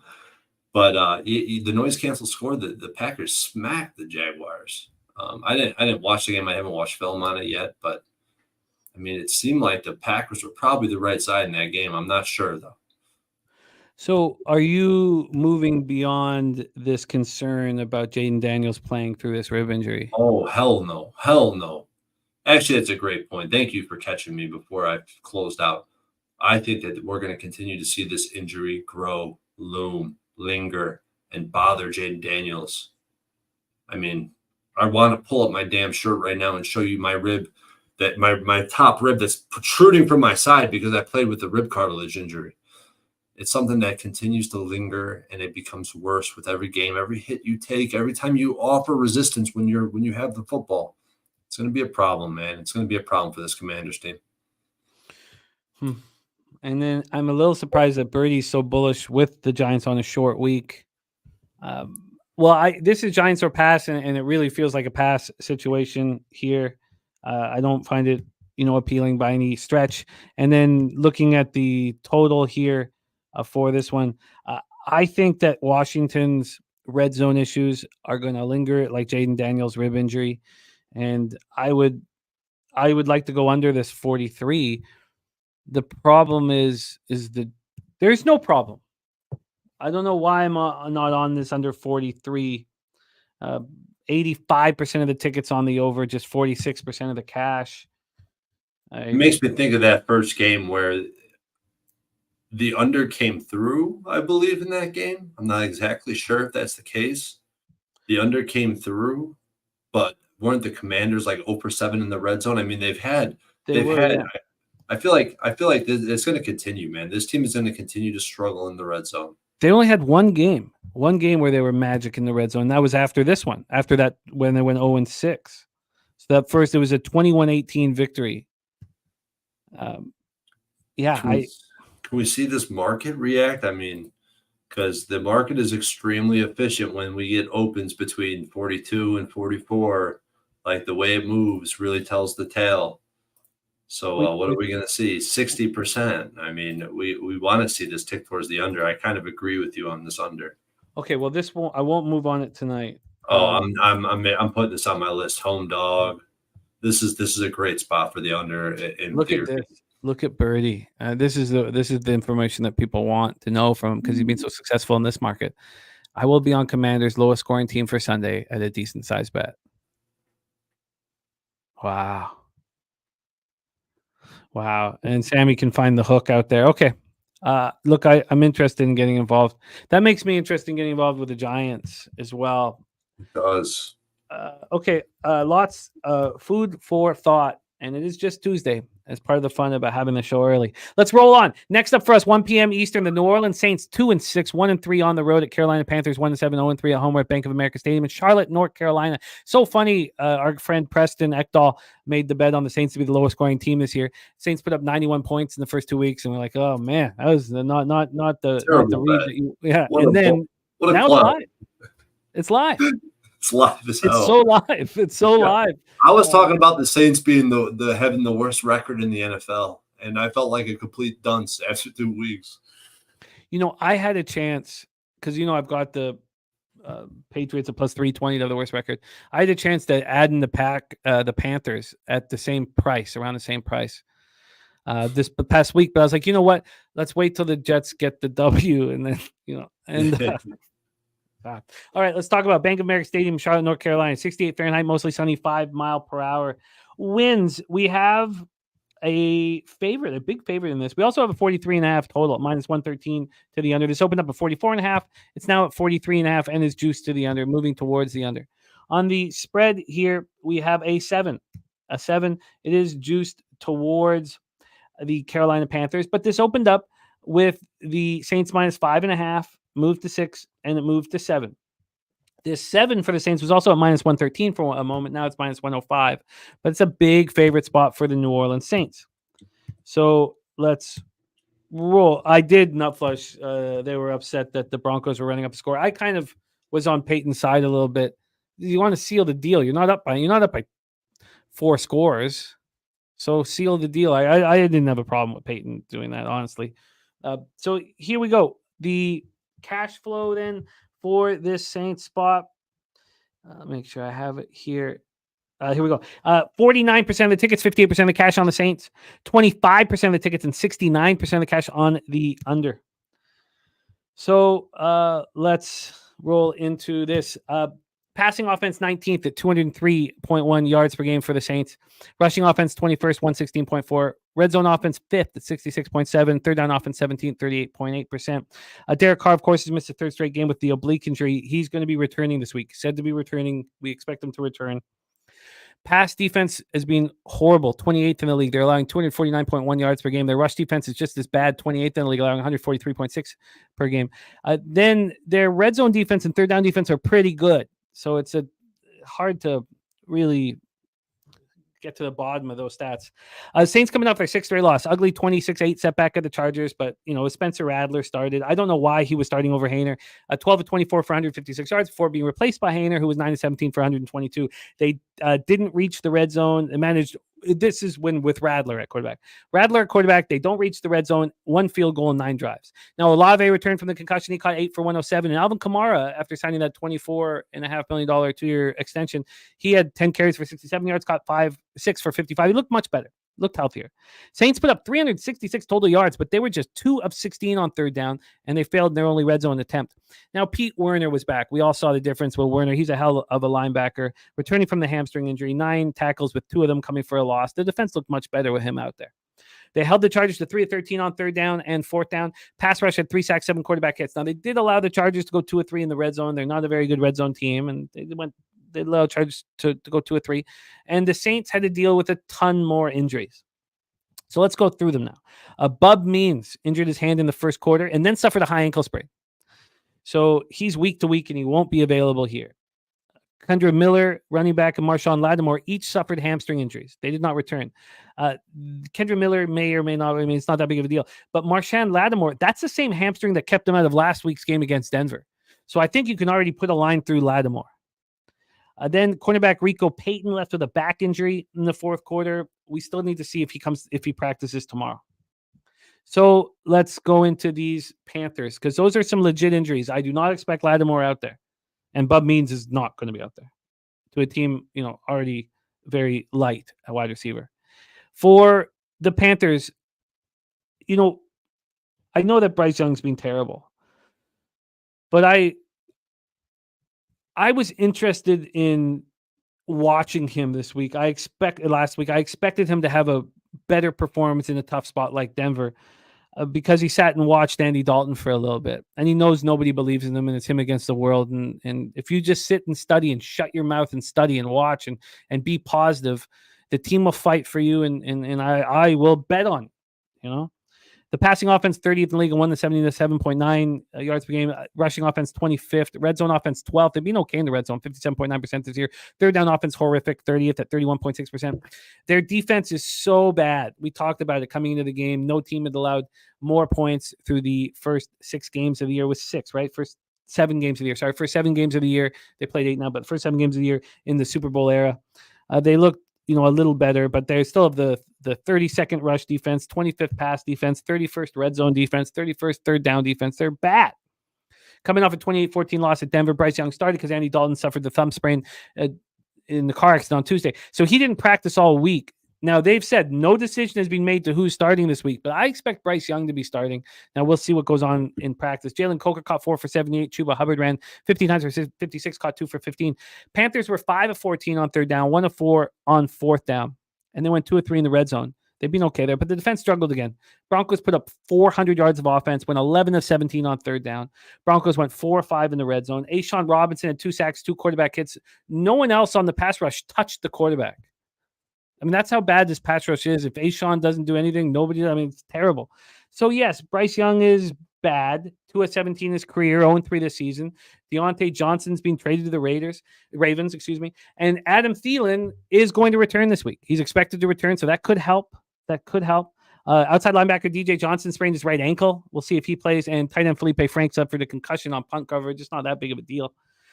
Take it away, Troy. This is a big spread. Can't wait to hear your breakdown. Saints Panthers. I don't have much for you, man. I hate to underwhelm you, but I can't handicap this game freely based on the injury situation. Who's in, who's out, who cares, who doesn't. I personally don't really care about this game very much.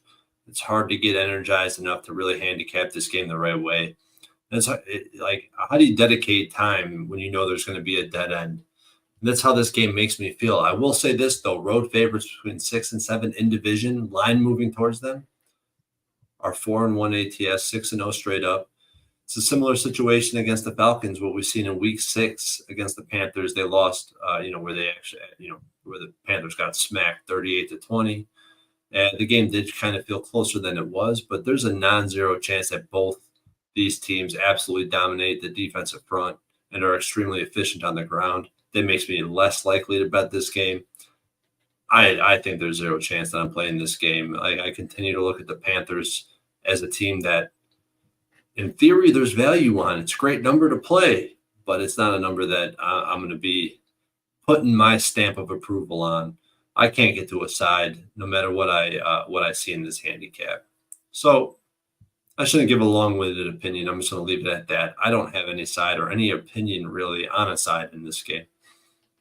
If you were going to back Carolina, would you prefer Bryce Young at quarterback or the Red Rifle? Red Rifle. I want the Red Rifle at quarterback.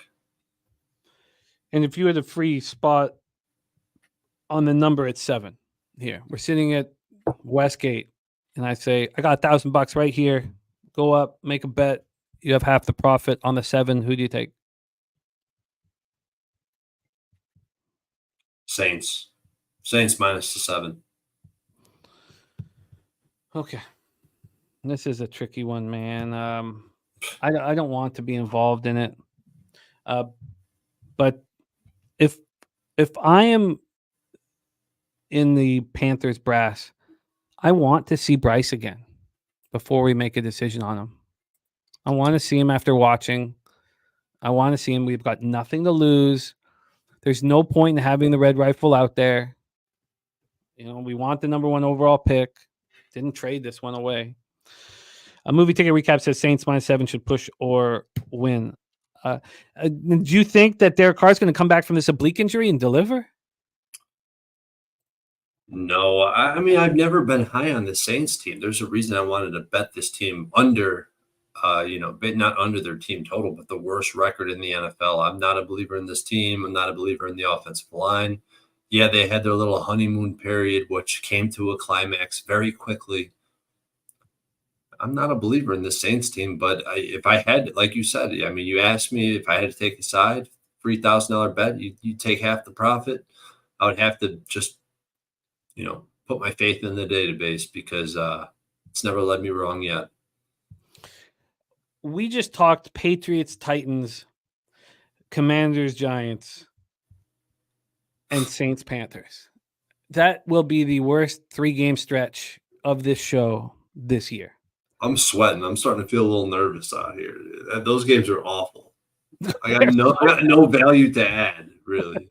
That's how I feel. Let's roll on. 1 p.m. Eastern, we got a beauty here. Denver Broncos, 5-3, 3-1. Sean Payton, got to be feeling good about himself right now. Baltimore Ravens, 5-3, 2-1 at home. Looking up at the Pittsburgh Steelers above them in the division. M&T Bank Stadium in Baltimore, Maryland. 61 Fahrenheit, sunny, 5 miles per hour.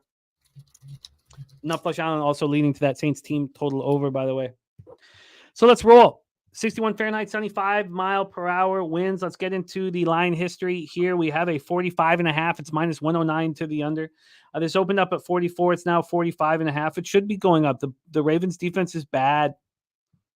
They're not going to be representing the AFC in the Super Bowl. You can't. Now, they have a week here.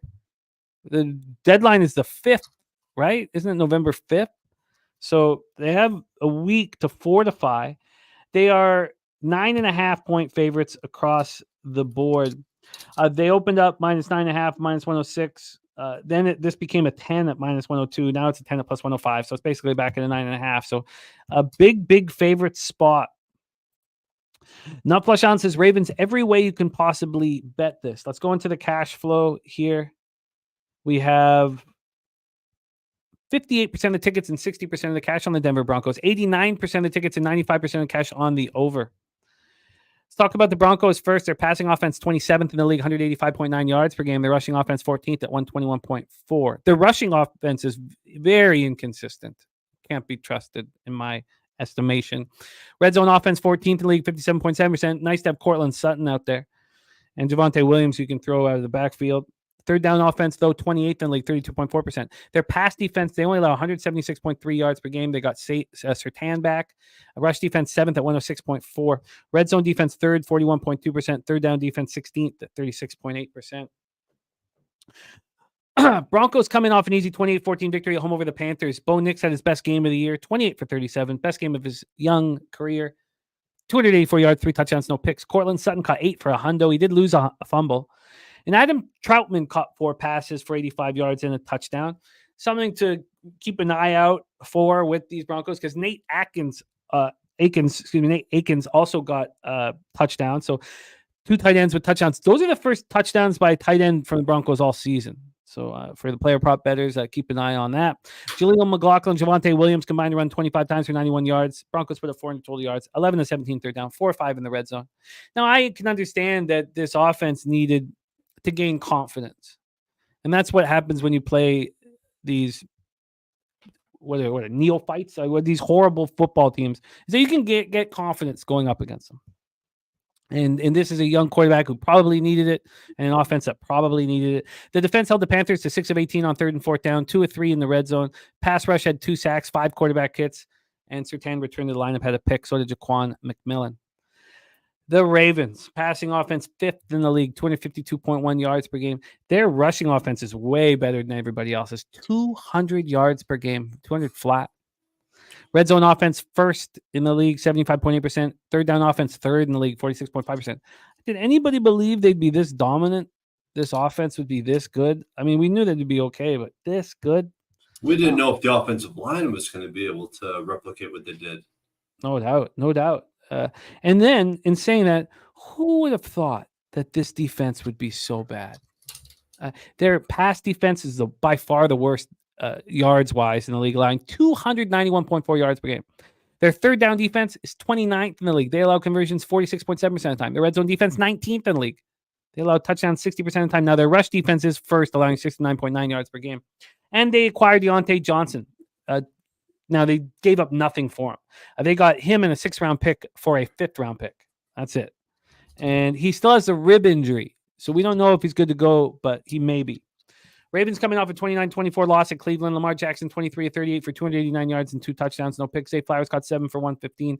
Derrick Henry ran 11 times for 73 yards and a touchdown. The offense struggled when it mattered most. 2 of 12 on 3rd and 4th down. They did go 3 of 4 in the red zone. The defense got burnt through the air again. Browns put up 263 total yards through the air. Browns went 8 of 15 on 3rd down. Did hold them to 0 of 2 in the red zone. Pass rush got 2 sacks and 8 quarterback hits. And there's more injuries. Defensive end Brent Urban is in concussion protocol. Nose tackle Michael Pierce is got a calf injury. He's questionable. And Marlon Humphrey was inactive due to the knee injury. He didn't practice at all last week, and they don't know if he's going to practice this week. So don't just expect Marlon Humphrey to come back. I understand motivation. I love motivation. I love situational gambling. But this is a huge number. Troy, take it away. Broncos, Ravens. God, I love this spot. Nutflush is making me so much more bullish in the chat. So I've had some conversations with some people that I would consider to be sharp cappers and gamblers, and they just can't seem to justify this spread. And I'm sitting there like, what's the issue, right? They talk about the Broncos defense being elite and the defense for the Ravens being on the other end of that spectrum, but the Broncos have only played 2 winning teams all season, the Steelers and the Chargers. They lost both of those games by 6+. They're coming off 2 wins against bottom-of-the-barrel teams, 2 of the worst teams in the NFL, quite frankly. Bo Nix is going to need to throw because you can't beat the Ravens on the ground. I mean, I think the Ravens defense, if anything that we could rely on with this Ravens defense, it's the run D. And yeah, the Broncos, their defense has graded out as elite, but they really haven't been tested. And I like the fact that, like, I've talked about this every single week, probably, like, they're holding our guy Bo Nix feet to the fire. Like, they want to see this guy develop fast. And I like that. Like, it's hard to consider this guy a rookie quarterback at this point because of, how they're trying to develop him so quickly. But it's just hard to say that that's enough for me to back the Broncos in this spot. We've seen what the Ravens do against good defenses, against bad defenses. They're going to be able to put up points. And we've seen what this team does against rookie quarterbacks. They cover the spread. And that was against Jaden Daniels, a much better rookie quarterback than we're going to see with Bo Nix. And it might have to do with the situation. I'll get into that another time. And the Ravens, obviously, they've had their troubles on defense this season, especially with their pass defense. But the run defense and tackling has been top 2 in the NFL. And we already know this offense for the Ravens is the best we've seen in the NFL so far this season. I think the Ravens get out to a lead early. They're looking to avenge their divisional loss last week, put Bo Nix in a trailing game strip, which I think is a potential disaster waiting to happen. And the Broncos, they have the Chiefs on deck. So how important is this game to them? You look at the strength of schedule, discrepancy, disparity, whatever you want to call it. The Ravens have played a top 5 strength of schedule. The Broncos, where are they at currently? The Denver Broncos are 30th in their strength of schedule, and you could definitely see that. Go look at the history of who they played. Last point, the database profiles as a complete blowout. Non-divisional home favorites that open above 7 and close at 10 or more are 8-2 ATS. Even if you include 9.5 in that situation, 13-1 ATS or 13-2 ATS. 10-0 straight up, 13-0 straight up, basically an undefeated spot. It led me to the Ravens. I'm on the Ravens minus 9.5. and I'm trying to figure out who I'm going to put them with on a 10-point teaser. Hey, I've hit 10 of my last 11 teasers, Jimmy. I know we were talking about teasers, and maybe it is. Maybe it really is that the market, as the season goes on, the market becomes more sharp, which means teasers are much more advantage plays.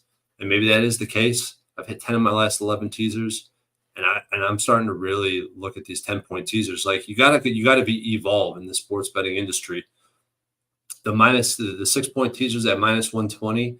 Only a few books are offering 120. A few books, probably half the books, maybe less than half the books at this point, are offering 6-point teasers at minus 120. A lot more are offering 3-team 10-point teasers at minus 120. And this leg is definitely going to be part of my 3-leg teaser. It's going to have the Browns on it, and it's probably going to have a team we're going to talk about later on it. Well, it's a pretty legit angle that you are on, that Birdie and Nut Flush are on as well. Birdie given the Ravens destroyed the Bills in the exact same spot.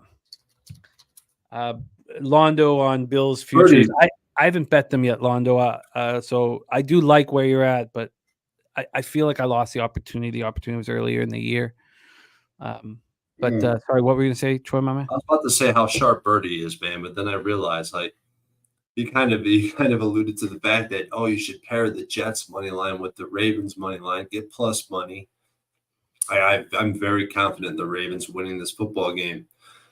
He's not on the Jets, but he is on the Chargers Ravens money line parlay, which is like, God, Brady, why you got to do this to me, man? Why you got to do this? I feel bad for you, though, this week. I really feel bad because you're going to be on the Chargers. That's a tough situation to be in. That is the 1 p.m. games. We roll on. Next up for us, 4:05 p.m. Eastern, Jacksonville Jaguars, 2-6, 0-4 on the road at the Philadelphia Eagles, 5-2, 2-1 at home. Lincoln Financial Field, Philadelphia, Pennsylvania. I know we all cashed on the Jaguars, but it wasn't easy. It was not easy to get paid on this terrible defense. Lincoln Financial Field in Philadelphia. I said last week that we should put the Eagles at 9-1 to win the conference in our pocket. Yes, you did. And I didn't bet it. What is that number now? 6-1. 6-1. But what I saw from the Eagles was the team that is very likely to represent the NFC in the Super Bowl. Now, I'm ahead of myself, sure. And you could be watching this saying, no way, I don't agree, whatever. But the way they dominated the Bengals was really impressive. And I almost moved on before the show, but I was just trying to get all these notes together. I was like, just take a break, take a breath. It's not going to change after your show. So I'm going to move on them tonight at 6-1 to win the NFC. And I don't have many futures to win the AFC and NFC. I have 0. I have nothing. All my futures are wins and division. I have that number pre-flop, and I'll tell you right now, I got that number at plus 550. So after their lackluster start, they came all the way down to about where they've opened because, yeah, it is. They're back down to where they've opened. Big Show says save your money. I know Big Show's on the Lions. The Lions are a really good football team. I've got them to win over 10.5 games and to win the division. But I do fear what the Lions are going to have to go through in these divisional games in comparison to what the Eagles are going to have to go through. And I do fear the trench warfare in those games. That's the matchup. Eagles, Lions, like to represent the NFC. If I could take a bet right now at plus money, Eagles or Lions to represent the NFC, fuck, man, I'd max bet it. Well, you could just take them both, bet them both. I do have them both pre-flop, and now this conversation is making me want to. I'm already going to get paid really handsomely if the Lions win the division and get over 10.5 wins. So those are both $500 bets. So but I'm interested. Trust me, I'm interested. Nutflesh says we need to talk later about the Rams. The opportunity to move on the Rams division nut flush, which I think they're a very good chance of cashing, was before the Vikings game. Again, when something falls through the cracks, I usually just let it go. But I hear you, nut flush, and I'm interested. Let's roll. Jaguars, Eagles, Lincoln Financial Field, Philadelphia, Pennsylvania, 62 Fahrenheit, mostly cloudy, 6 miles per hour. Let's get into the line history here. We have the Philadelphia Eagles -7.5 at -107. -7.5, -107. This opened up at 7. It's moved to 7.5. When I'm looking around the marketplace, there are no 8s. So 7.5 -107. Get 7.5 -110. Let's get into the total here for this one. From a total situation, we have this at 45.5. There are a lot of 46s out there. This opened up at 48. This dropped to 45.5. We have a 2.5 point drop here. It's a big one. And when we get to the cash flow here, we have. Oh, how did I miss it? Oh man, sorry. Give me a second. Eagles, where the hell are you? We have. Oh, here we go. Sorry. 28% of the tickets, 25% of the cash on the Jags. So the Eagles are 74-75, 83% of tickets and 74% of cash on the over, and it's dropped 2.5 points. That's big. Start with the Jags. Their passing offense 16th in the league, 213.8 yards per game. Their rushing offense 16th at 120.1. Red zone offense 17th at 55.2%. Their third down defense is terrible. Their third down offense is terrible. They convert first downs just 31.8% of the time. And if you think that mediocre offense is the problem, it's not. It's their defense. Their pass defense, only one team allows more yards through the air, that being the Ravens. 271.1 yards per game. Now, their rush defense is not bad. They allow 111, but if you know you can beat them through the air, you're not going to be pounding the rock too much. Red zone defense, 28th in the league. They allow touchdowns 69% of the time. Their third down defense, 25th in the league. They allow conversions 43.1% of the time. Jaguars coming off a 30-27 loss at home versus the Packers.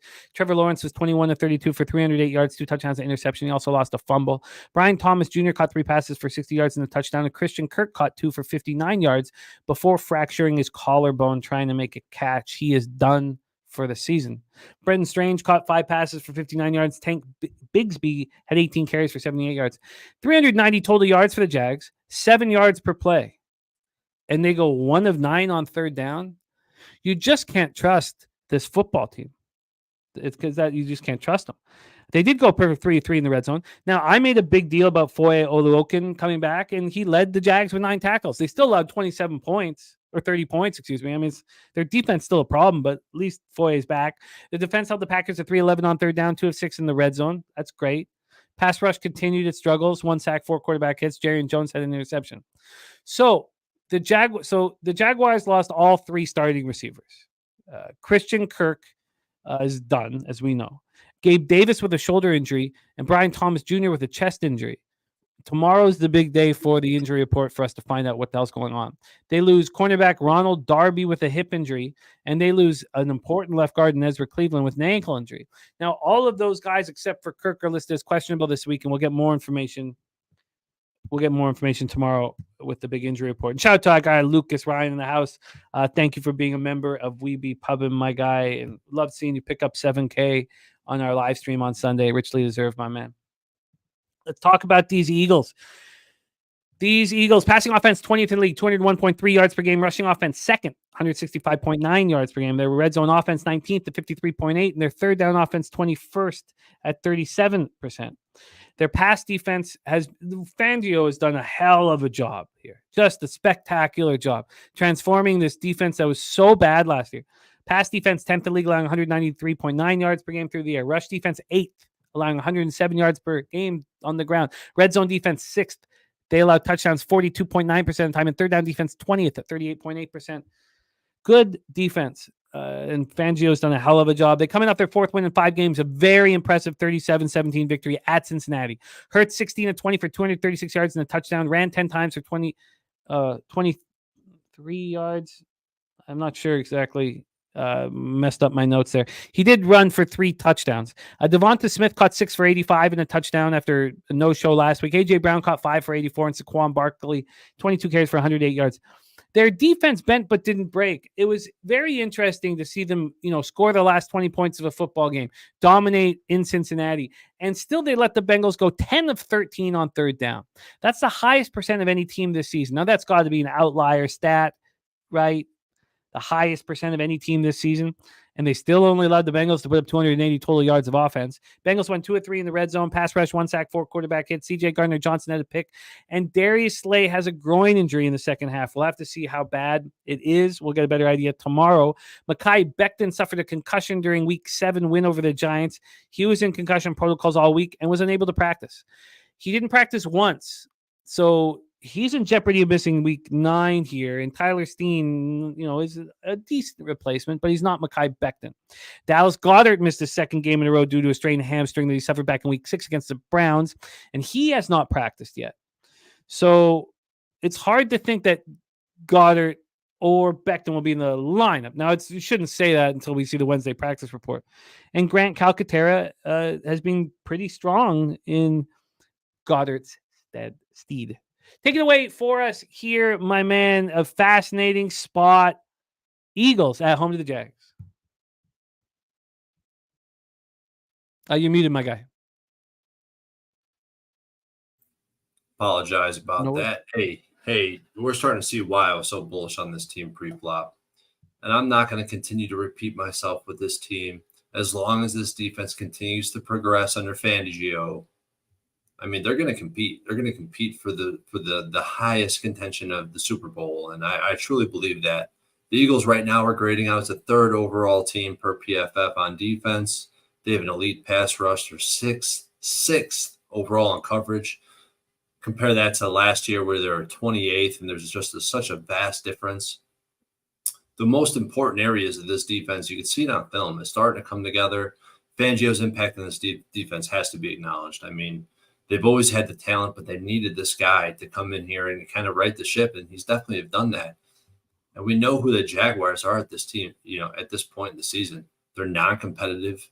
It's a team that's really on their last leg. I mean, any minute now before this bottom falls out on this team and the embarrassment sets in and becomes a perpetual state of embarrassment for the rest of this season, it's starting to become permanent, man. And the Packers tried to give this team the W.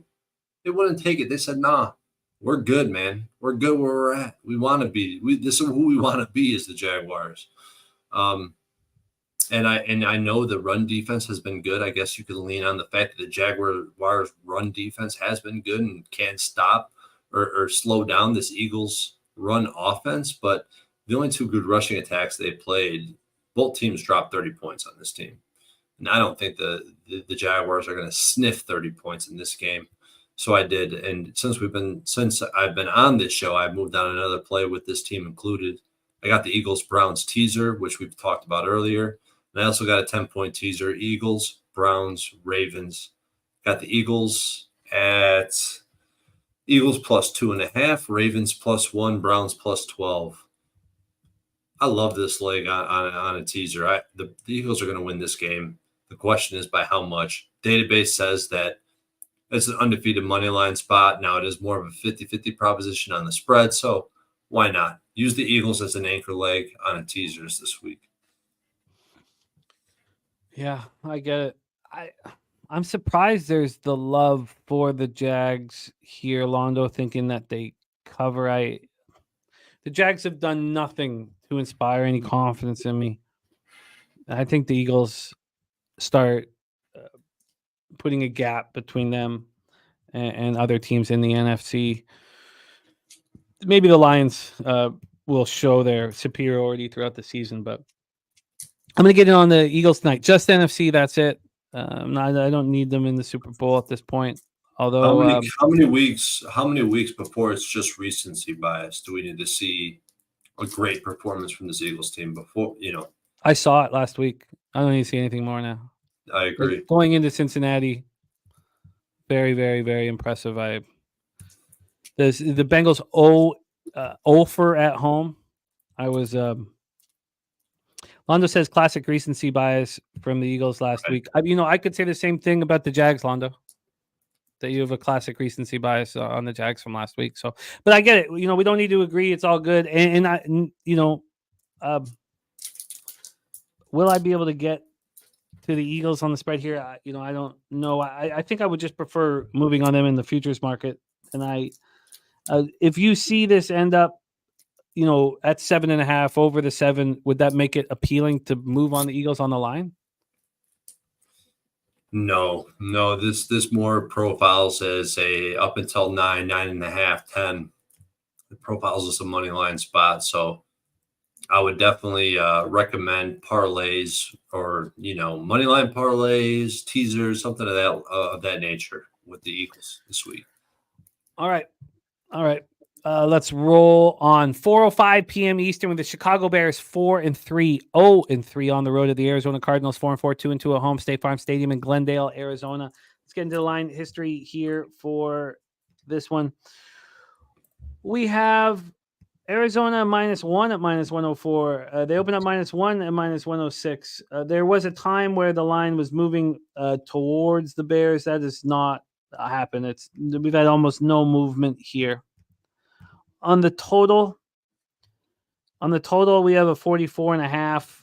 It's -110 to the over. It opened -107 to the over. There's been no movement.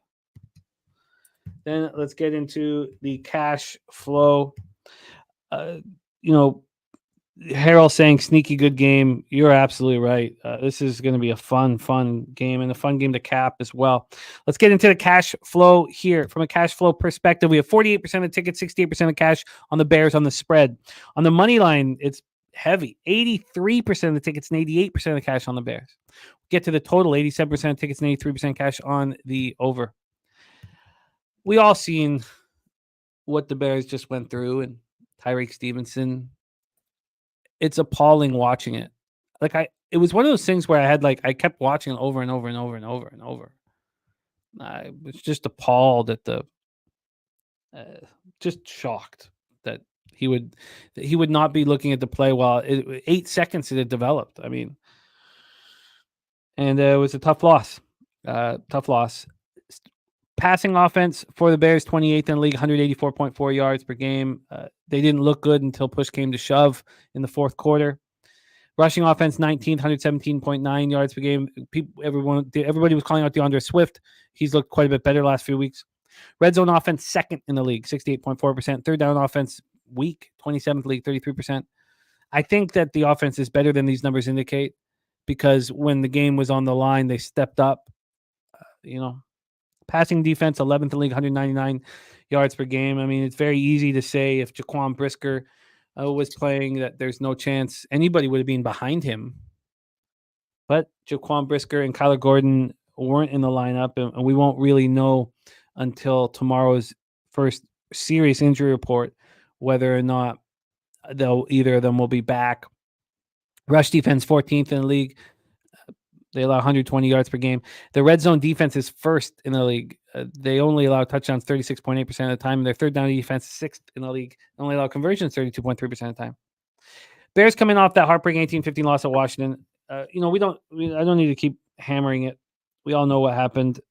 But the Rashawn Johnson touchdown after the fumble, I was very impressed with the Bears in the fourth quarter until Tyreek Stevenson played the ass clown. So Caleb Williams was just 10 of 24 for 131 yards. He did run 10 times for 41 yards, and he lost a fumble. Romo Dunze led receivers with 3 catches for 41 yards, and DeAndre Swift had another strong game, 18 carries for 129 yards and 1 touchdown. The offense was just 2 of 12 on third down, 1 of 2 in the red zone. The Bears defense bent but didn't break. And I still don't know how to quantify it exactly because they allowed the Commanders to put up 481 total yards. But they held them to 5 of 15 on third down. They held them to 0 of 3 in the red zone. The pass rush had 2 sacks, but they had 7 quarterback hits. They were a problem.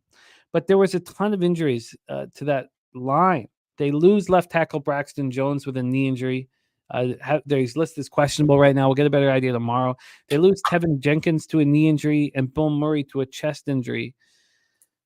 All 3 are listed as questionable. We need to know what's going on. Let's talk about the Cardinals. Passing offense, 22nd league, 196.8 yards game. Rushing offense, 7th at 141.8. Their red zone offense, 11th in league. They score touchdowns, 59.1% of red zone opportunities. And their third down offense is 8th at 41.7%. Their pass defense and rush defense are so bad. They're so vulnerable. Their third down defense is the worst in the league. statistically, this team is Kyler Murray, Trey McBride, and Marvin Harrison. You have a great tight end, you have a great wide receiver, and you have a quarterback that's mobile.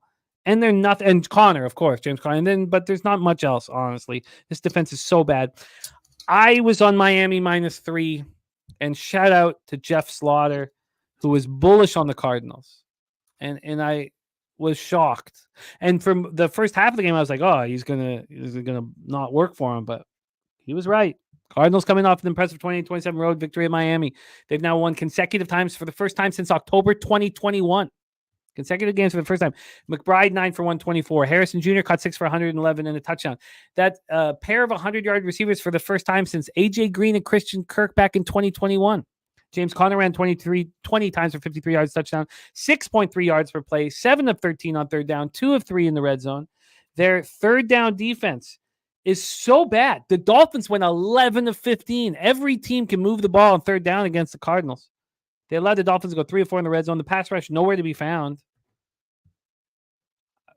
I want to fade the Cardinals, but that was a very impressive victory last week. Take it away, Troy. Bears, Cardinals. The first thing I wanted, it's always like this after you're done capping the game, Jim. It's like, I don't know where to start, but I do want to start with this.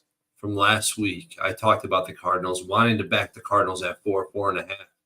These lines between 3.5, 4.5, up to 5, they're so misleading. That is, unless they're dropping through the 6, of course, through another key number. But that was a spot where I should have been on the Cardinals. Hey, how about Slaughter, man? Just leading us to the promised land. But this is a spot where I think sharps and public alike are going to want to be on the Bears side. Cardinals winning back-to-back games. I don't think they're going to be able to string together multiple games, or at least they haven't in the past. If history is any is going to project the future to any extent, the Cardinals aren't going to be winning this game. The Bears are off that devastating loss. Now, like, what's the psychological standpoint? Like, how are they going to be after that type of spot? It remains to be seen because we haven't seen it before. But the Cardinals struggle to beat teams with good defenses, specifically with good secondaries. They lost to the Bills. They lost to the Packers. They lost to the Lions. And they should have lost to the 49ers as well. A lot of things had to bounce my way that game. I felt lucky to have cashed the spread. This team is so Jekyll and Hyde. It's hard to know what to expect on a weekly basis. And the Bears, I think, having back-to-back weeks where they have to scheme for a mobile quarterback like Kyler Murray, like Jaden Daniels, I think that favors them to some extent. And James Conner, who's historically exposed bad tackling defenses, is certainly not going to be the case with Chicago as they're grading out the top 3 in the NFL currently. And the Bears, I mean, to be honest, they're 4-3 this season, but they're pretty much a disappointment. And it really starts with the coaching. I think the coaching continues to make bad decisions, put the team in bad spots, unfavorable spots. Let's hand the ball off to an offensive lineman on 1st and goal from the 1-yard line. I mean, just things you cannot comprehend. Or like, it's just unforgivable. And I wish we would have seen Eberflus get fired before the season even started. Obviously, he's getting enough rope to last this entire season. So maybe Bears fans are going to have to wait it out. And Caleb Williams, I mean, I know that in the 4th quarter, like, he's stepped it up and he's had great performances late in the game to bring the team back, to keep us competitive late in the game. But there's still some basic concepts that he's still missing. Like, he's still struggling to read very basic reads, very basic throws that he's still struggling to make. And that's very disheartening if you're a Bears fan. And the offense, again, I mean, it's just a bad, they're up against a bad defense, a defense that grades out poorly. And in the Washington Redskins and the Commanders last week, and I think that they've underperformed drastically. We see another defense right now that's one of the bottom 5 defenses in the NFL per PFF, per a bunch of metrics. Jimmy, you alluded to it. And we know the Bears, I mean, they've been able to put up numbers versus these teams, but didn't happen last week. So how much faith do we have in this Bears offense?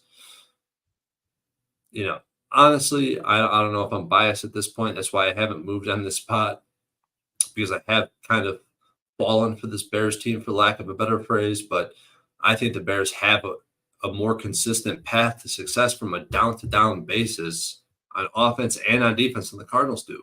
It's a 1-point spread, which makes the decision pretty easy for me. And from a market history perspective, I think the Bears are in good shape unless the Cardinals hit 2.5. I think I'm going to wait patiently. I'll probably end up on the Bears in this spot. I'm not a believer in this Cardinals team. I know they're on top of the division, and I've been a backer of the Cardinals all season long. All season long, I've backed the Cardinals way more than I backed the Bears this season. But I still think that this is a spot to get back on the Bears against a lackluster defense, a defense that we've proved like in this range of defenses. This is where we've seen this offense have success. So this Bears are pass for me currently. Yeah, I'm not interested at all here. I don't want to be involved, with this. I don't want to look back, Jimmy. I don't want to look back and say I missed this spot. To sell high on the Cardinals, to buy low on the Bears. I don't want to look back on this spot and say, hey, dude, I should have bet on this spot, and I feel like that could be the case. Birdie has an interesting angle that should have been mentioned. It didn't. That Darius Robinson was activated yesterday. Their first round pick, so out of Missouri. So we expect him to make his NFL debut this week. And important. Thank you for mentioning that, Birdie. So that could help the Cardinals, a very meek pass rush in a big way. I don't know how the Bears are going to handle this psychologically, and I'm hesitant to put my money on them. I'm hesitant to fade the Cardinals because of their Jekyll and Hyde nature of this team, where Kyler Murray can do spectacular things. The offense is the real deal, and defense has looked very vulnerable. But can the Bears exploit the Cardinals' weaknesses? Can the pass defense for the Cardinals, now the rush defense? I don't know if the Bears can exploit it. So this is going to take more time. It's going to take more time. I don't find it. It's a tough game. How about the under? How about the total in this game? The under is looking pretty. I don't think I want unders in Cardinals football games. I think that the Chargers dictated the pace of that football game. The Chargers red zone issues. When the Cardinals, Jim, you go right to it. You're right on it. I'm trying to compare it to the Chargers type of game, the Charger style of game where there's a good defense, right? They're up against a good defense. Maybe you made the right comparison. Maybe the Bears are a comparable spot to the Chargers. Maybe that's a fair comparison, but it's the red zone. It's the red zone to me. And the Cardinals, their red zone offense is strong. The Bears' red zone defense is the best in the league, right? So then there you got a nice angle for you. And then the red zone offense for the Bears is second in the league. Yeah. So, when the Cardinals' backs are against the wall, they're capable of moving the ball fast. They're capable of putting up points. It's Londo giving a 21-17 final score. I don't feel comfortable.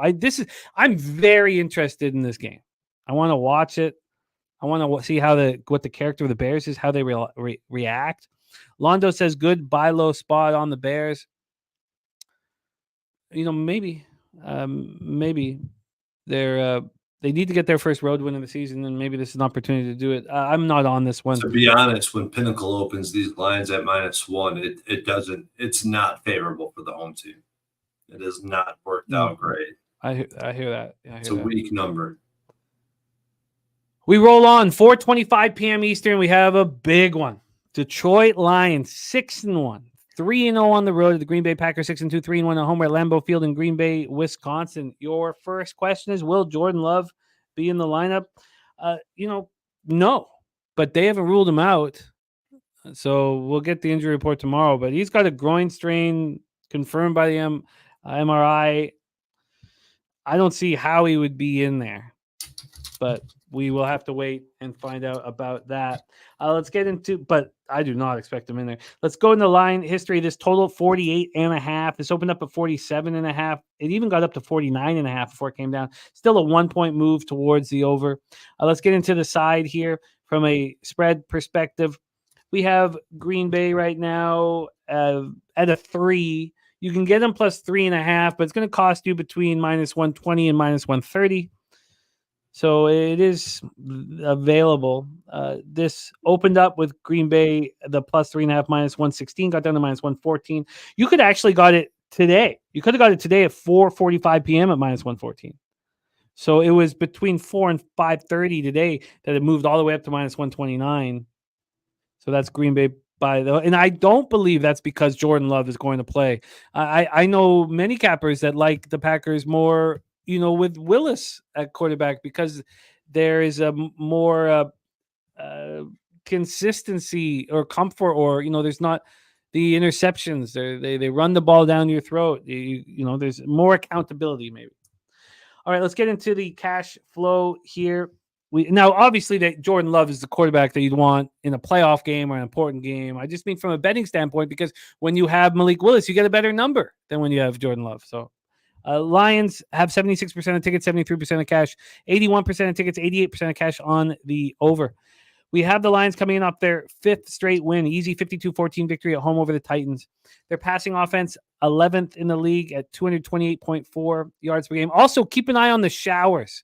53 Fahrenheit showers right now, so please keep an eye on that. Now, there's no wind, so it's not that big of a deal. Showers isn't the rain, it's lighter, so keep an eye out for it. Rushing offense, 6th in the league, 156.7 yards per game for the Lions. Red zone offense, 7th, 65.5%. Third down offense, 7th at 42.9%.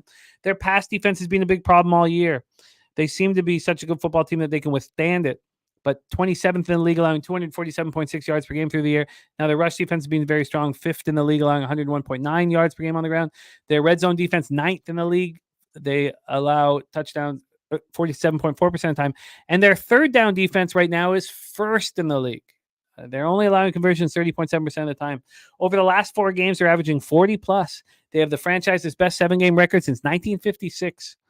And we talked about how strange the game was statistically against the Titans. And we talked a bit about it with the Titans. We'll talk a little bit more about it here. It was the strangest thing I've ever written out. We talked about at one point in the third quarter, the Lions had more points, 42, than Goff had passing yards at 28. The Lions were outgained 416 to 225.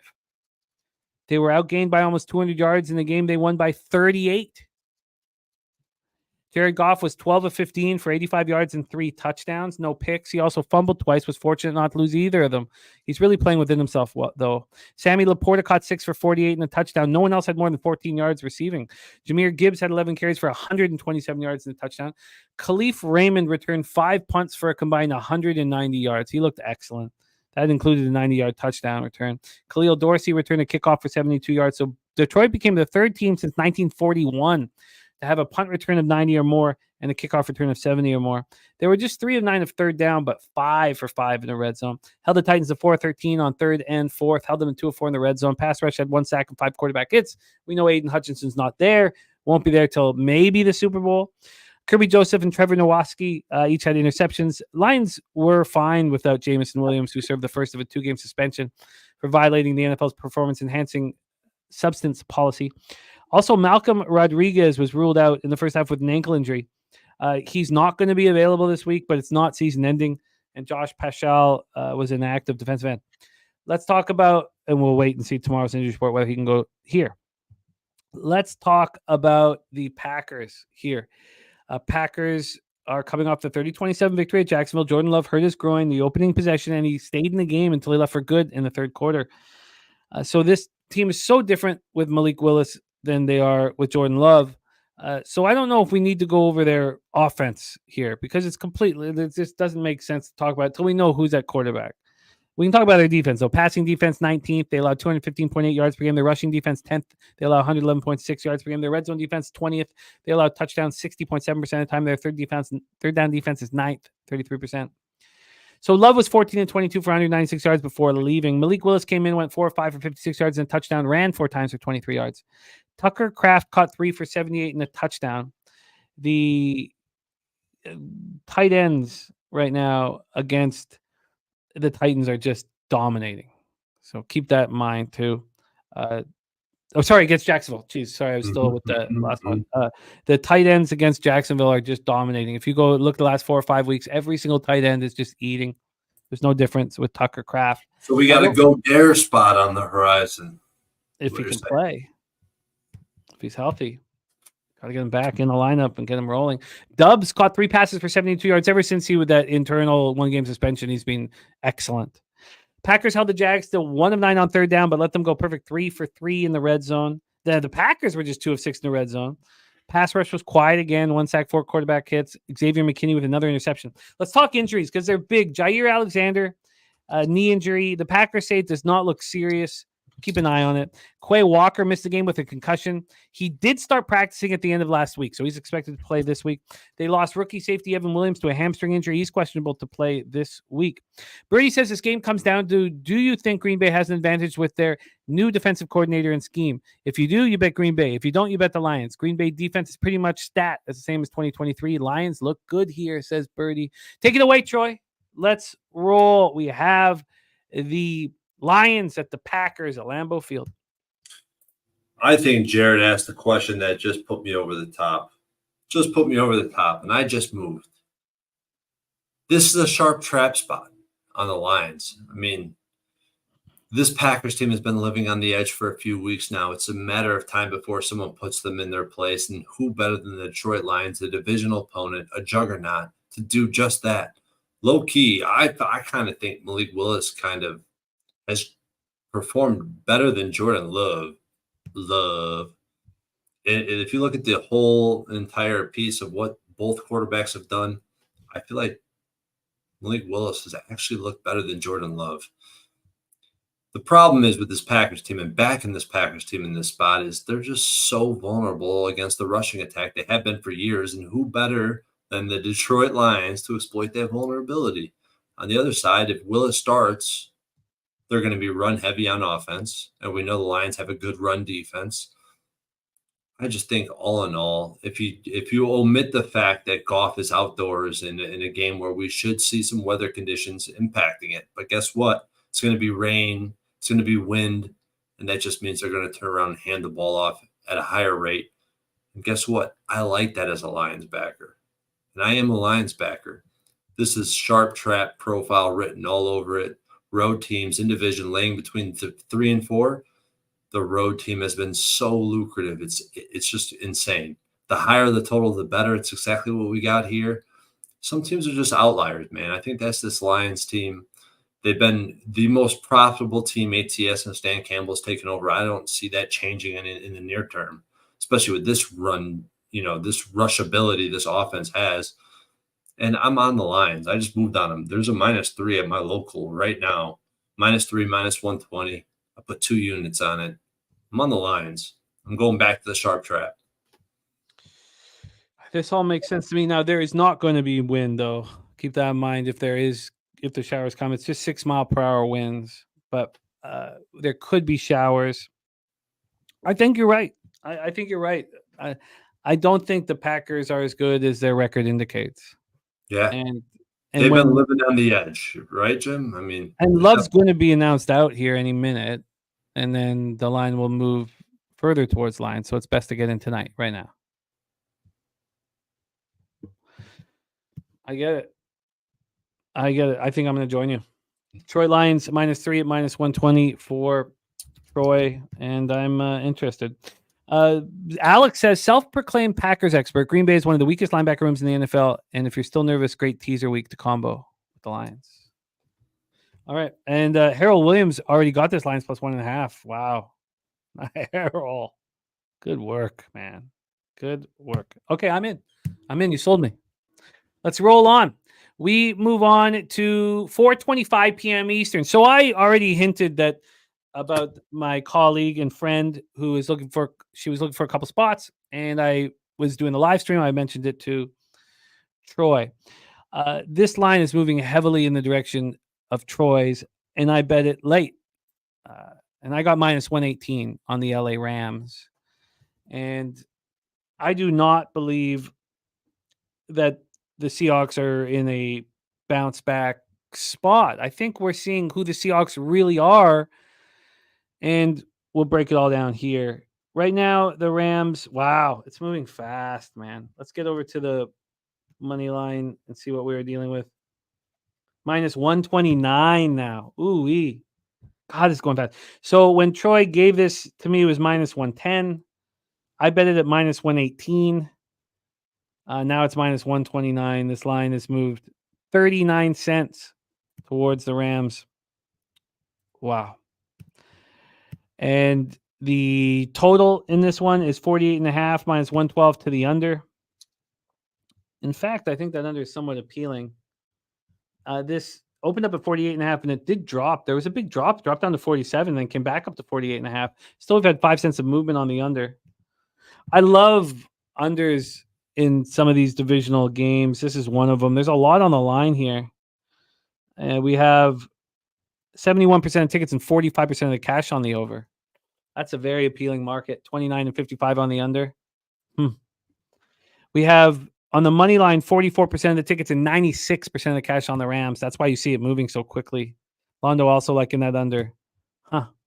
Okay, so I've already moved on the side. So has Troy. He got a better line than I did. But now it's time, I guess, for the under. But we'll hear what Troy has to say about that one. Okay, let's break it down. We're in Lumen Field, Seattle, Washington, 51 Fahrenheit, mostly cloudy, 4 miles per hour. We'll start with these Rams. Haven't won on the road yet this year. Passing offense 14th in the league at 222.3 yards per game. You know that's going to skyrocket with Puka and Cup back. What a difference. I mean, we're talking about Stafford, who had 3 touchdown passes in 6 games. He had 4 last week with his boys back. The rushing offense 26th in the league, 101.3 yards per game. The rushing offense will step up because you're going to have to start focusing on the pass, which will open up Kyron Williams to run the ball. Red zone offense 19th in the league, 53.9%. Touchdown rate, their third down offense 19th at 37.8. Those are going to skyrocket. Pass defense 16th in the league, 211.9 yards per game. They allow rush defense 23rd, 139.1 yards per game. Those numbers are going to improve because the time of possession for the Rams will skyrocket. Red zone defense 11th, 54.2% of the time they allow touchdowns. Their third down defense 17th, allowing conversions 37.8% of the time. And Truth Teller says Seahawks at home, something that we have not had to worry about when fading the Seahawks now for how long? 4 years? He's going to best bet mode too. No, I mean, I love that. It's part of the fun. Now, he lives in Washington State. Oh, so there might be a bit of a bias. Love my guy, Truth Teller. So let's go. Rams come in off extra rest and prep. After defeating the Vikings 30-20 at home last Thursday, Stafford 25-34 for 279 yards, 4 touchdowns, 1 interception. Puka returned from injury, 7 catches for 106 yards. Cup returned from injury, 5 catches for 51 yards, touchdown. Kyron Williams ran 23 times for 97 yards. Rams had 26 first downs compared to just 17 for the Vikings. Rams were 5 of 11 on 3rd and 4th down, were a perfect 3 of 3 in the red zone. The defense was strong throughout. Held the Vikings to just 2 of 7 on 3rd down, on 2 of 4 in the red zone. The pass rush looked much better, 3 sacks, 6 quarterback hits. The Rams are getting healthier at the right time, and this division is up for grabs. And the Seahawks home field advantage is a thing of the past. You got Joe Noteboom back. You have a star offensive lineman protecting him. You get Puka and Cooper back. And what did the Seahawks do? They went 3-0 against the Broncos in Bo Nix's first NFL game, and the Patriots and the Dolphins with Skylar Thompson at quarterback. They're 1-4 since. Where was their win? Indoors. Because that's where Geno Smith is magic, not outdoors.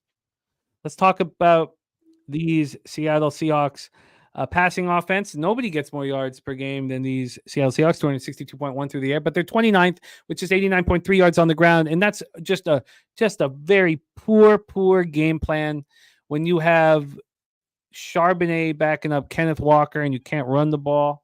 Their red zone offense is 12th in the league, 57.9%, but their third down offense 23rd, and it's a lot because of not being able to run the ball. Mac Beaver says, is Metcalf healthy? At this point, Mike McDonald says that it's looking optimistic, which I did have to review to see if you can even use those two words together, if something can look optimistic. It can't look optimistic. I know. It bothered me. It was such a, I was like, God, come on, Mike McDonald, you just. I thought I was reading something that said that basically was saying it was a beat writer that was saying that DK Metcalf unlikely to play based on the information he had available to him. Well, Mike McDonald said it's looking optimistic, which is Just throw a wrench in it. Just to throw a wrench in you. It's those things do bother me. Like if my son said it, I'd be like, all right, let's go over this because let's talk about this.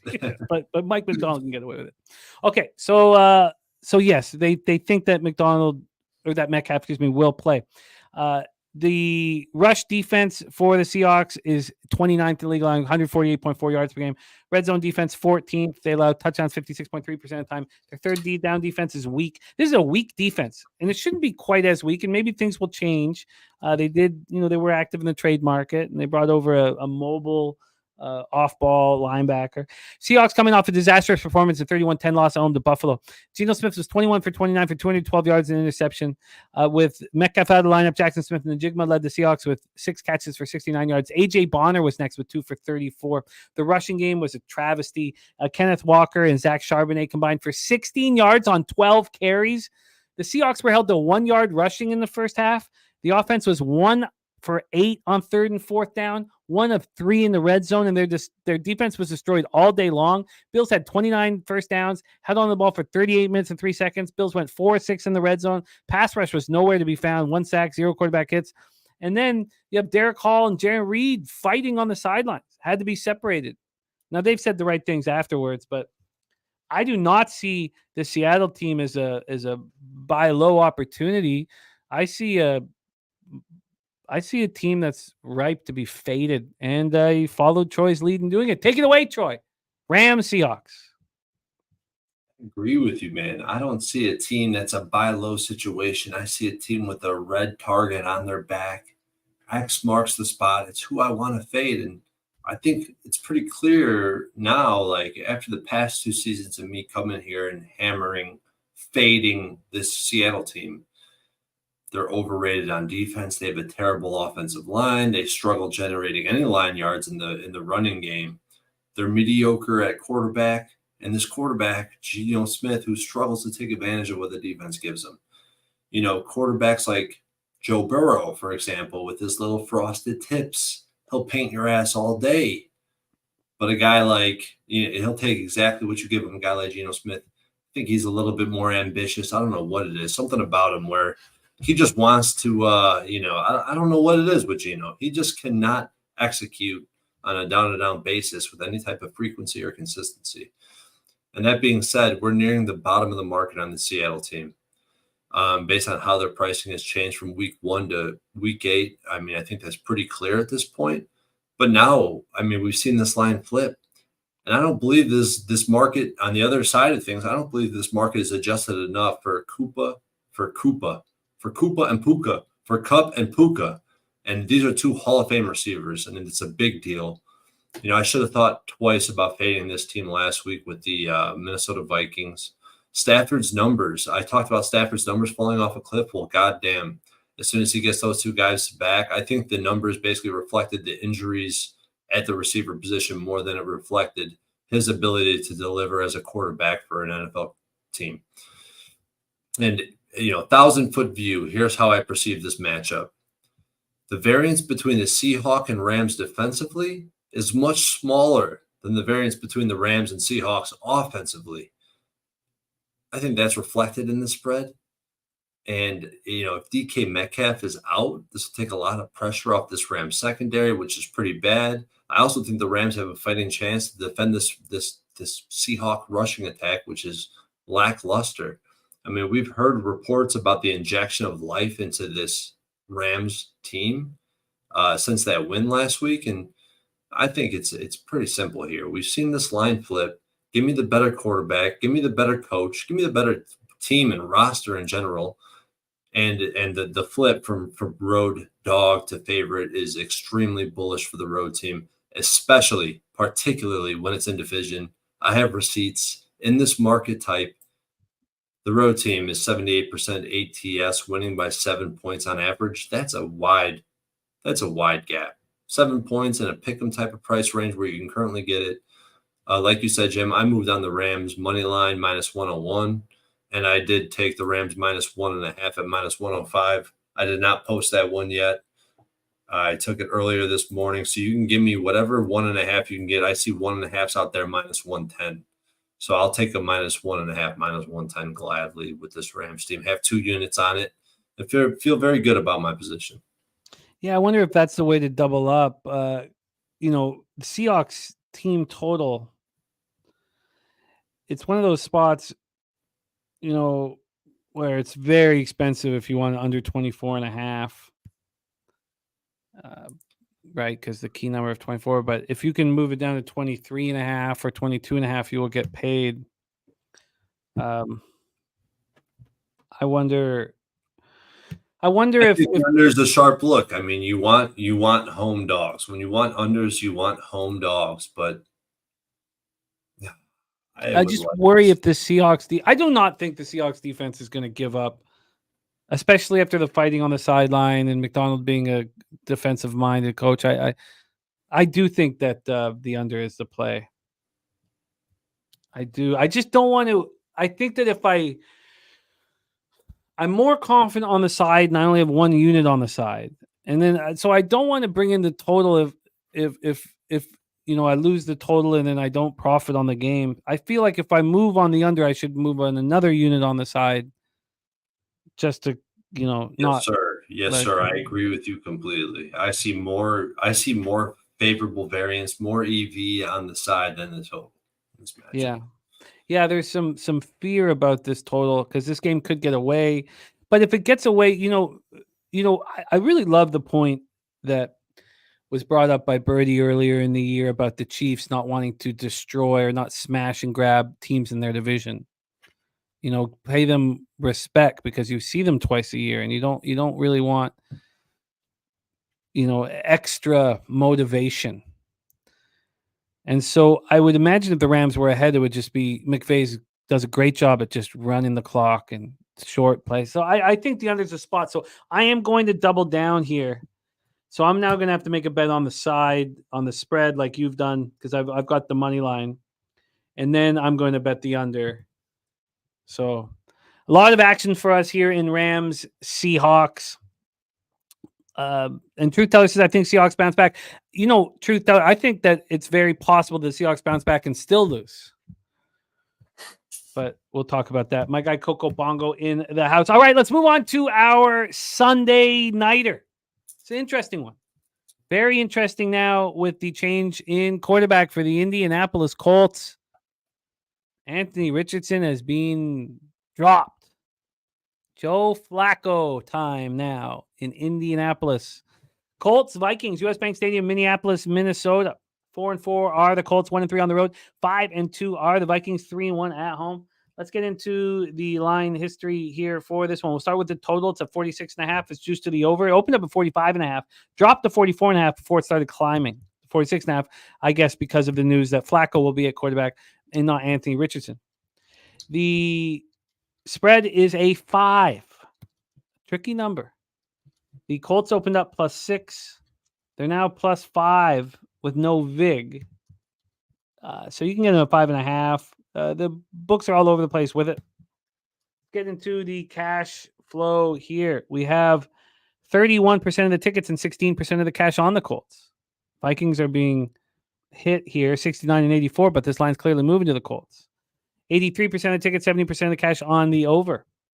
These Colts passing offense, rushing offense, I don't think that we should talk too much about it because these are really Anthony Richardson's numbers that Flacco has a little taste of. I think that I should bring out just the Flacco games for statistical analysis. I think it kind of muddies the picture if I just talk about it as a whole right now. So I'm going to skip it. Pass defense has been very weak, 24th in the league, allowing 227.8 yards a game. Their rush defense, even worse, 30th in the league, 151.9 yards per game. But, DeForest Buckner's back and Kwity Paye was gone for a couple games. And you had Kenny Moore gone and he's back. So this defense has been fortified. Red zone defense, 15th in the league, 57.1%. Third down defense, 24th in the league at 43%. The Browns went 11-6 last year because players play for Flacco. They fight for him. They like him. Don't undervalue or estimate the motivation with Slow-Mo Joe back there. The Colts come in off a 23-20 loss at Houston. Anthony Richardson was 10-32 for 175 yards, touchdown, and a pick. He also fumbled twice, losing one of them. So they've seen enough. Flacco will start this week. The performance of Richardson was obviously overshadowed by the fact that he inexplicably called on Steichen to take him out of the game because he was tired after a long run. You know, it was so funny.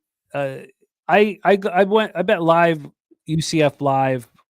You know, they were down 27 points. They bring in a guy who was fourth on the depth chart to start the year, red shirt. They, bring him in, and he would go back to pass. He wouldn't see anybody, but it would be open. He'd run for 7 or 8 yards. He kept doing it over and over and over again. And I've never seen a quarterback more tired. Like he was breathing like he'd never been in a football game before in his life. You know, like he was breathing so heavy. It was the heaviest I'd ever seen anyone breathing. And I was like, oh no, because I needed another score to cover the live 17.5, which I thought was dead. But this guy. And so he's breathing these huge breaths. And of course, no one's open and he gets destroyed. And he's sitting there breathing so heavy. And he goes back to pass and he underthrows it. And the receiver comes in, picks up the ball, and they score the touchdown and they go bananas. And I was just comparing this kid. You think he was going to come off the field here? It didn't matter how tired he was. He was going to underhand it to the end zone, exhausted. And then you have Anthony Richardson tapping his helmet to be pulled out of the game because he goes on a run. You hear the offensive linemen, how exhausted they are, play after play after play. Are they tapping their lineup to come out? It was such a classless move by Anthony Richardson, and I'm happy that he's not at quarterback. You don't deserve to be a quarterback. You think they're going to fight for you when you're tired after a run and you walk off the field? They're not going to. They're going to fight for Joe Flacco. Richardson's 44.4% completion rate this season is the 5th worst in a player's first 6 games of a season since 2000. Josh Downs was the only receiver to catch more than 1 pass. Caught 4 for 109 yards, touchdown. Everybody's going to be ready to eat with Joe back there. Jonathan Taylor returned from his high ankle sprain, ran 20 times for 105 yards, touchdown. The offense was just 2 of 13 on third down, 1 of 2 in the red zone. The defense looks strong. And now we can say that that's because the Texans were missing Nico and then Stephon. And that would be a valid statement because this Colts defense has looked bad for a long time. Held the Texans to 4-13 on third down, 2 of 6 in the red zone. 2 sacks and 9 quarterback hits from the pass rush. And Trevor Dembo hurt his knee in the first quarter. Their safety, he didn't return. He was placed on IR, so he's done. And then Bernard Raymond, offensive tackles and concussion protocol. Let's talk about the Vikings. Passing offense, 17th in the league, 213.6 yards per game. Rushing offense, 22nd at 111.4 yards per game. Red zone offense being strong all year, 8th in the league. They get scored touchdowns 65% of the time. Their third down offense is 13th. They convert 39.5% of the time. Their pass defense is 30th. They allowed 263 yards per game, and Troy can explain that with the man-to-man coverage and basically how Flores runs the defense. It's not as bad as it may seem. Pro Football Focus doesn't say they're the 3rd worst pass defense, does it? You can touch on that. No, I'll touch on it. So rush defense is 3rd. They allow 83.9 yards per game. Red zone defense, 24th. They allow touchdown 61.9% of the time, but their third down defense being strong all year, 9th in the league, allowing conversions 33% of the time. They come off extra rest and prep after losing at the Rams 30-20 on Thursday night. Darnold was 18-25 for 240 yards, 2 touchdowns, no picks. Justin Jefferson, 8 for 115. And Aaron Jones ran 19 times for 58 and caught 2 passes for 37, but nobody else was dangerous in that game. That was a really tough spot. Short week, travel after facing the Lions. We knew they were in a bad spot. The Vikings were just 2 of 7 on third down, 2 of 4 in the red zone, and their defense allowed the Rams to go perfect 3 of 3 in the red zone. And the pass rush was nowhere to be found. We've seen a lot of that lately. Finished with 0 sacks and 2 quarterback hits. Byron Murphy had an interception. Now they lose Christian Darrisaw to a left knee injury. Torn ACL and MCL on his left knee, done for the year. TJ Hawkinson expect to make his season debut. That's big. Also, Dalton Risner. So you lose Christian Darrisaw at left tackle, but then you have a guard of Dalton Risner's capabilities. He's been on the injury reserve since he hurt his back at the end of training camp, so he's expected to make a season debut. But Blake Cashman has got turf toe. He's a big piece of this Vikings defense, and you'll need to see the injury report tomorrow to see whether or not that turf toe is going to keep him out of the lineup for another week. Take it away, Troy. A lot of moving parts in this one. Colts, Vikings, our Sunday nighter. I was very heavy on this Colts team, but there was a lot of things that bothered me with that game. And I cashed and I made money with the Colts, and that was all well and good. But there was a few things that really bothered the shit out of me with this team. First of all, Steichen. I don't know what's wrong with this guy. I mean, you have a good ground game going, yet the mix between run and pass was just not there. It was way out of line, in my opinion. I mean, 40 seconds left in the half. From his own 10, he's going 5 wide and passing the ball with Anthony Richardson.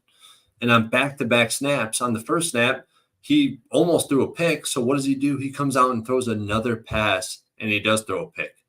If it wasn't for that pick with 30 seconds left in the first half on his own 10-yard line, I think the Colts win this game outright. I really do. And then the second thing that bothers the shit out of me is Anthony Richardson. Because I think that, Steichen put him in a bad situation a lot of times in that first half. I think the play calling was not there. And I think that does reflect that this quarterback change in general, right? Steichen does not agree with, he does not like, there's no continuity between Steichen and what Anthony Richardson can do for an NFL offense. But Richardson coming out of half, Steichen comes to his senses. He realizes, like, holy shit, I got to run the ball. He puts together a great scheme. They drive the ball into the opponent's territory. 4th and 3, he calls a quarterback sweep that would have went for a touchdown. This play would have went for a touchdown. There was one defender to beat. There was 2 lead blockers. All he had to do was field the snap correctly and run around the outside. I could have ran that shit for a touchdown. Fucking Anthony Richardson drops the football, fumbles the snap. And here's another thing about Anthony Richardson. I mean, he's not taking advantage of his legs. Like, there's so many running lanes that are visibly there during the course of that game that we've seen against the Texans. He didn't take it. He decided to throw the ball from the pocket, eat the sack, run out of bounds, but he never ran the ball. He's not using his biggest threat to a defense, and that's his legs. So I'm so happy to see that Flacco is being announced as the number 1 quarterback. It's a huge deal.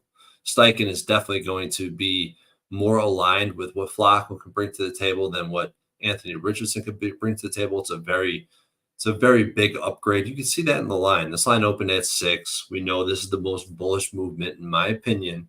It hasn't worked out great this season because they're not cashing on the money line. But we're going right back to it, man. I'm going back to the Colts. I think that the defense was very impressive. I know that the Texans are having their challenges, but I think they were decent in coverage. They're terrific, generating line yards defensively and collapsing that pocket down. And I think that, like, there's a couple snaps, like on 3rd down specifically. If you go back and watch the film on that game, you'll see that this cover 3 team that just sticks in their cover 3, they don't want to change. You'll see a couple man-to-man coverages mixed in there on 3rd down. A couple cover 6 that looks like man coverage on 3rd down, and that's what this team needed. And I think that, like, we've seen this Colts team take some steps forward defensively. And on the other hand, we got the Vikings, who I think already had their blow off the top moment this season. We're going to start to see this team regress. The defense continues to show their vulnerabilities.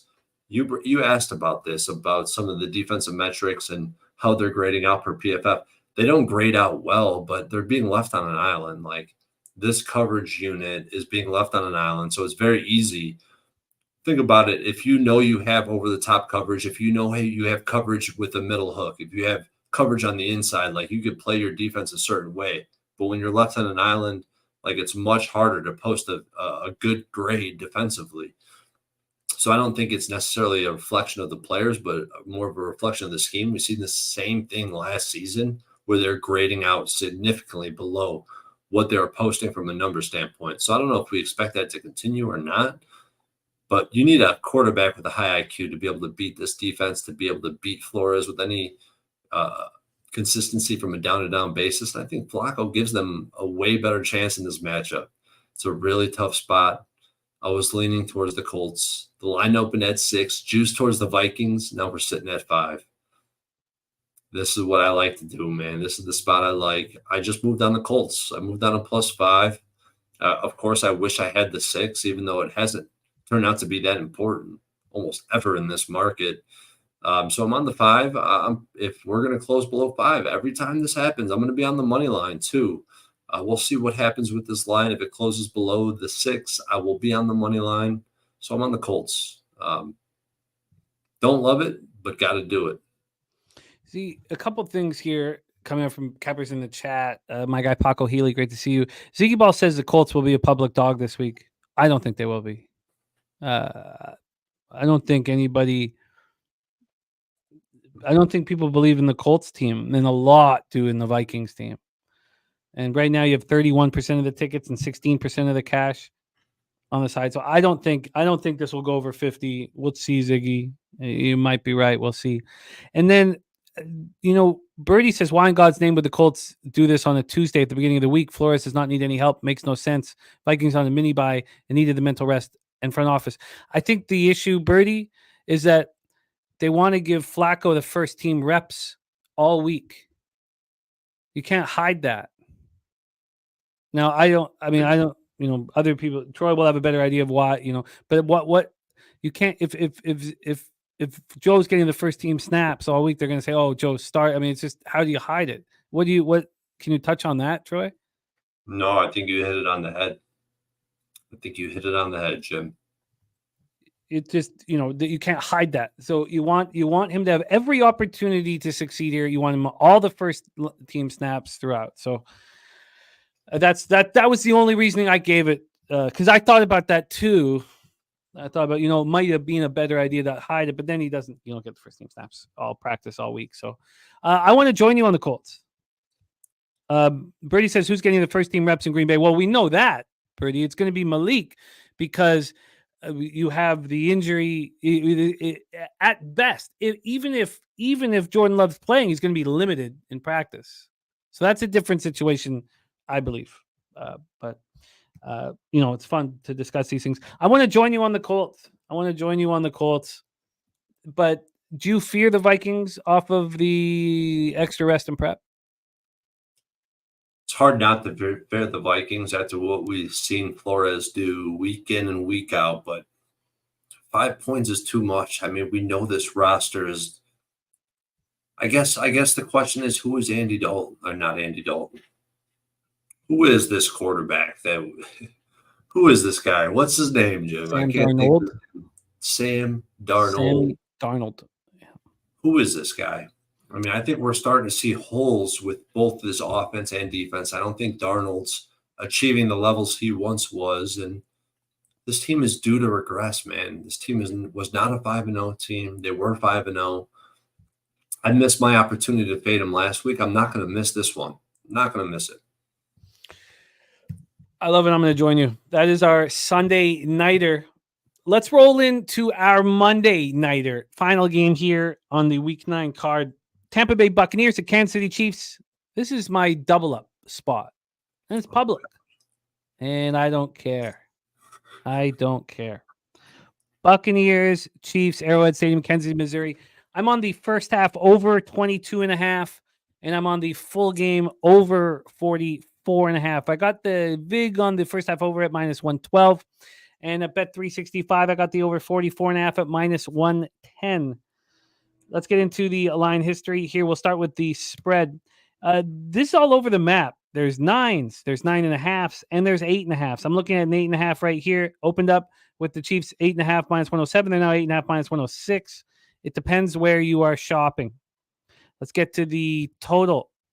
On the total here, we have a 46. Good God, that's great news. Oh, shit, I should be yelling. What number do you got, Jim? 44.5, baby. Jesus. 44.5, and I bet it, 5 hours ago? No, more than that. Probably, 8 or 9 hours ago. 44.5, no VIG. Well, -110. Regular VIG. Oh, that's gorgeous. That's a good feeling, man. God, that's like half the battle, it feels like. I know it's not. God, stop rubbing it in my face. You say the over, I go and plug it in. It just screams over, bro. That's such a good number. You got such a good fucking number, man. To me, I got under the 23. It's now 23s. I got the 22.5, just -112. Let's go. Arrowhead Stadium, Kansas City, Missouri, 60 Fahrenheit showers, 5 miles per hour winds. We've got to keep an eye on the showers. From a cash perspective, it's very public to be on the over. 87% of the tickets, 96% of the cash. That doesn't matter to me. 51% of the tickets and 48% of cash are on the Buccaneers, 50-50 on the spread. And you guys also know, Troy knows this very well too. 9 of 10 of my totals are unders. I moved on overs, 2 overs last week, cashed them both very easily. And this one was just screaming at me here. Passing offense for the Buccaneers, second in the league, 258.5 yards per game. And you could say, well, watch that drop with Godwin done for the season and Evans out until at least week 12. I see a lot of talent in this wide receiving core, and we'll go over the names here shortly. Rushing offense, 10th in the league, 131 yards per game. Red zone offense, third in the league, 67.7%. The running backs are so dynamic here with the Bucs getting outside the pocket, and Baker Mayfield's a gunslinger from the old West. I still think that it hurts obviously not having Godwin Evans out there, but the moves can still be made in the red zone. And don't forget, this was the number one and is the number one third down offense in the league in the Tampa Bay Buccaneers, 52.5%. Their passing defense is horrible at 29th in the league. They allow 255.4 yards per game, something that the Chiefs can take advantage of. The rush defense is weak, 20th in the league. They allow 131.6 yards per game. Everyone, all over Kareem Hunt. I don't think Kareem Hunt's that good anymore. He's got a great situation that he's in, and that's why he's succeeding. Red zone defense, 12th in the league. They're allowing touchdowns 54.8% of the time, and their third down defense, 19th in the league. They're allowing conversions 38.8% of the time. Coming off 31-26 setback at home to the Falcons, Baker was 37 of 50. 330 yards, 3 touchdowns, 2 picks. He's now throwing 7 interceptions in the past 3 games. Cade Otton caught 9 for 81 and 2 touchdowns. He's dangerous. Raheem Jarrett looked good with 3 catches, 58 yards. Bucky is the man. And, they got White. They have, what the hell's his name? That third stringer who looked so good. It's escaping me right now. Bucky had 9 carries for 44 yards, caught 7 for 40, 9 of 14 on third down. Another perfect 3 for 3 in the red zone. The defense couldn't get stops and can't get stops. They allowed the Falcons to put up 6.6 yards per play. The Falcons went 8 of 14 on third and fourth down. The Chiefs are going to eat the same way. Pass rush finished with 2 sacks and 4 quarterback hits. Falcons also scored on their only red zone trip. Talk about the Chiefs. A lot of people are talking about Mahomes not playing very well. He's hearing it. He wanted to send a message to the Raiders. He didn't. Now he's back home against the Buccaneers defense that can't stop anything or anyone. The Chiefs passing offense, 12th in the league. They put up 225.9 yards per game. Rushing offense, 13th, 122.1. The red zone offense has been a problem all year. He hears it. They're 23rd in the league. They're scoring touchdowns 51.9% of the time. They have motivation to improve there. Their third down offense is second in the league, 50.6%. Pass defense, 17th at 212.7 yards they allow a game. Their rush defense is second, 82.3. Baker's going to have to throw against this defense. He knows it. Stats say it. Red zone defense is 10th. They scored touchdowns 47. They allow touchdowns 47.8% of the time, and their third down defense is 12th. They're allowing third down defense is 12th. They're allowing conversions 34.9% time. Aaron Gaza moving on the under at 46.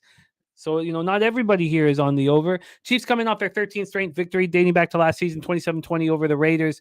Raiders were the last team to beat them back in 2023. Mahomes was 27 of 38 for 262 yards, 2 touchdowns and a pick. Fastest quarterback in NFL history to reach 30,000 yards. 103rd game. Stafford did in his 109th. Travis Kelce caught 10 for 90 and a touchdown.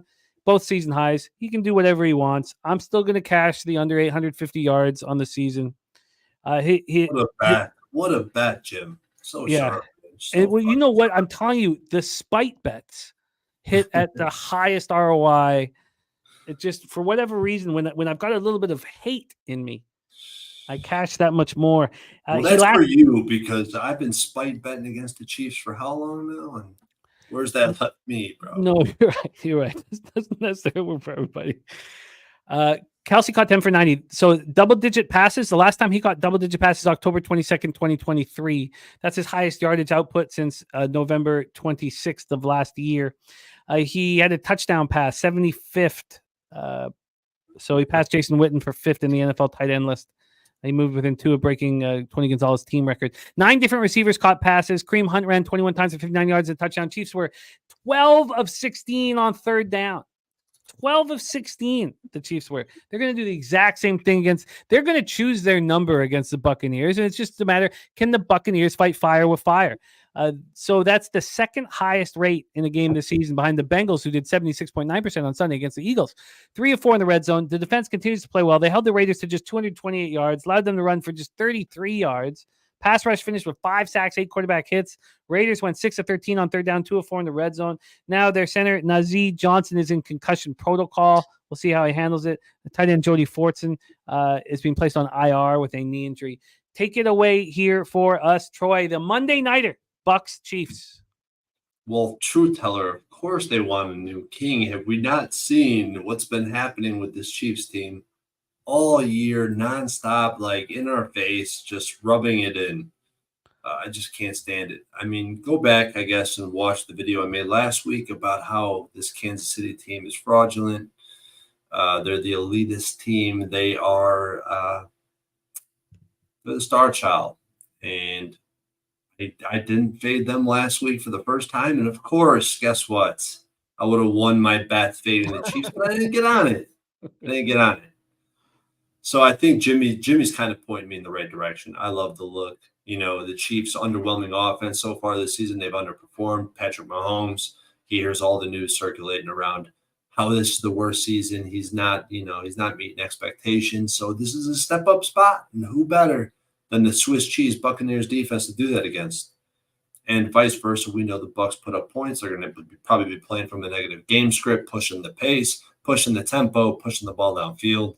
I think you're right. I do think that there are some receiving options to replace the Godwin and Evans situation. I think this is a great over spot. I mean, as soon as I started fucking around in the database, it was clear as day that I was moving on the over. Unfortunately, I didn't get the beautiful 44.5 number. But I moved on to 46, and I'm still very confident in it. So, and I have action in another primetime game. I'm betting all primetime spots. This is a great spot to be on an over. Yeah, I agree. And we heard Birdie talk often about how the Chiefs in non-divisional games, you know, in a spot where they don't care about putting the smackdown on a team, they deliver. And, you know, the Buccaneers have the ability to stay in games, the backdoor cover, and Mayfield, you know, he's a gunslinger. He's not going to stop. You know, he's going to throw 50 passes. And how do you beat this Chiefs team? You don't try to run it into the teeth of their defense. So you have to pass it on them. And so I think it's beauty. I think it's a beauty. Double up spot for me here. And Troy moving on the over 46 just gives me more confidence here. Now Aaron Guz on the other side. I don't like seeing that, but can't be perfect. That is our 15 breakdowns for today. Let's review all action here. Thursday nighter, Texans Jets. I'm on the under 42. Troy got under 42.5. He moved on the Jets. I'm going to be moving on the Jets. I just wanted to talk it out. The Jets have cost me a lot of money. I just wanted to talk it out before I pulled the trigger. Troy's pulled the trigger. I will join him.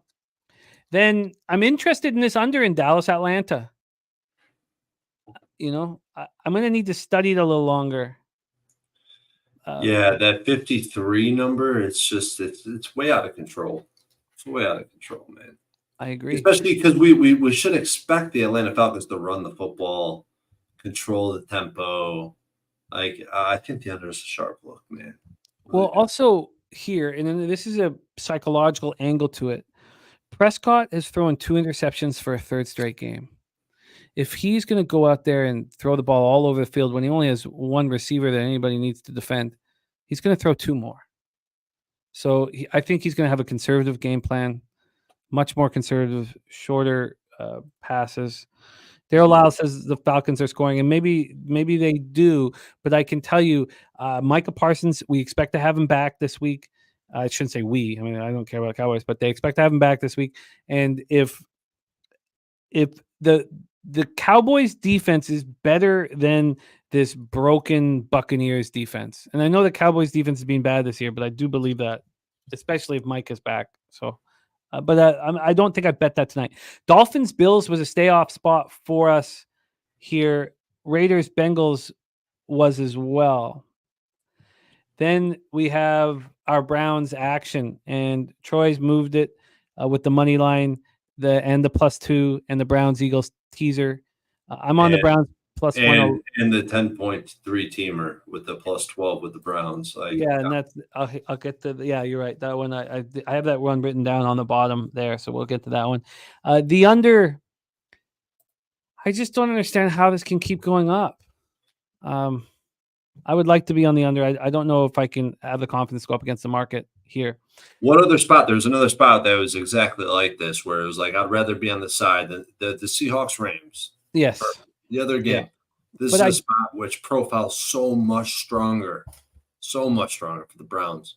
I'm going to add the second unit like you have with the money line and the spread. I'm going to do that as well here on that one. Then the Giants and the under in the Commanders-Giants game, that's going to need more study and more time. Saints-Panthers, look, I love bum fights, but that's just horrific. Troy's on the Ravens -9.5 and brought a very legitimate reason why I and everybody should join him. Nut Flush Allen, bullish on it. Birdie. But Birdie doesn't have that in his action at this point, right? Birdie has given us his action, and it is Dolphins team total under, Raiders +7.5, Chargers, Ravens money line parlay, and he's waiting on the Giants spread and the Giants money line for Birdie. And he'll be on NFL Pop-Up with us as well on Sunday. So I'm interested in joining you on the Ravens. The big teaser for Troy, Eagles +2.5, Ravens +1, Browns +12. Then we have Bears, Cardinals. That sounds so square when you say it, but I just bet an EV, yeah. Lions -3 at -120. I'd like to bet that this evening. And then with Truth Teller, so confident with his Seahawks, it'll make it more fun. And Truth Teller says Rams aren't that good. Well, they're certainly much, much better this week than they have been with Puka and Cooper back. So we're both on the Rams. And then I'm going to bet it again. If I move on the under, I'll decide that this evening. And then Troy's on the Colts +5. I would like to join him on that.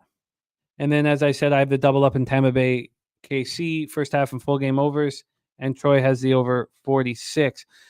One of these things, one of the spots now I've been doing, and it hurt me, and it was so wild how my NHL was tonight.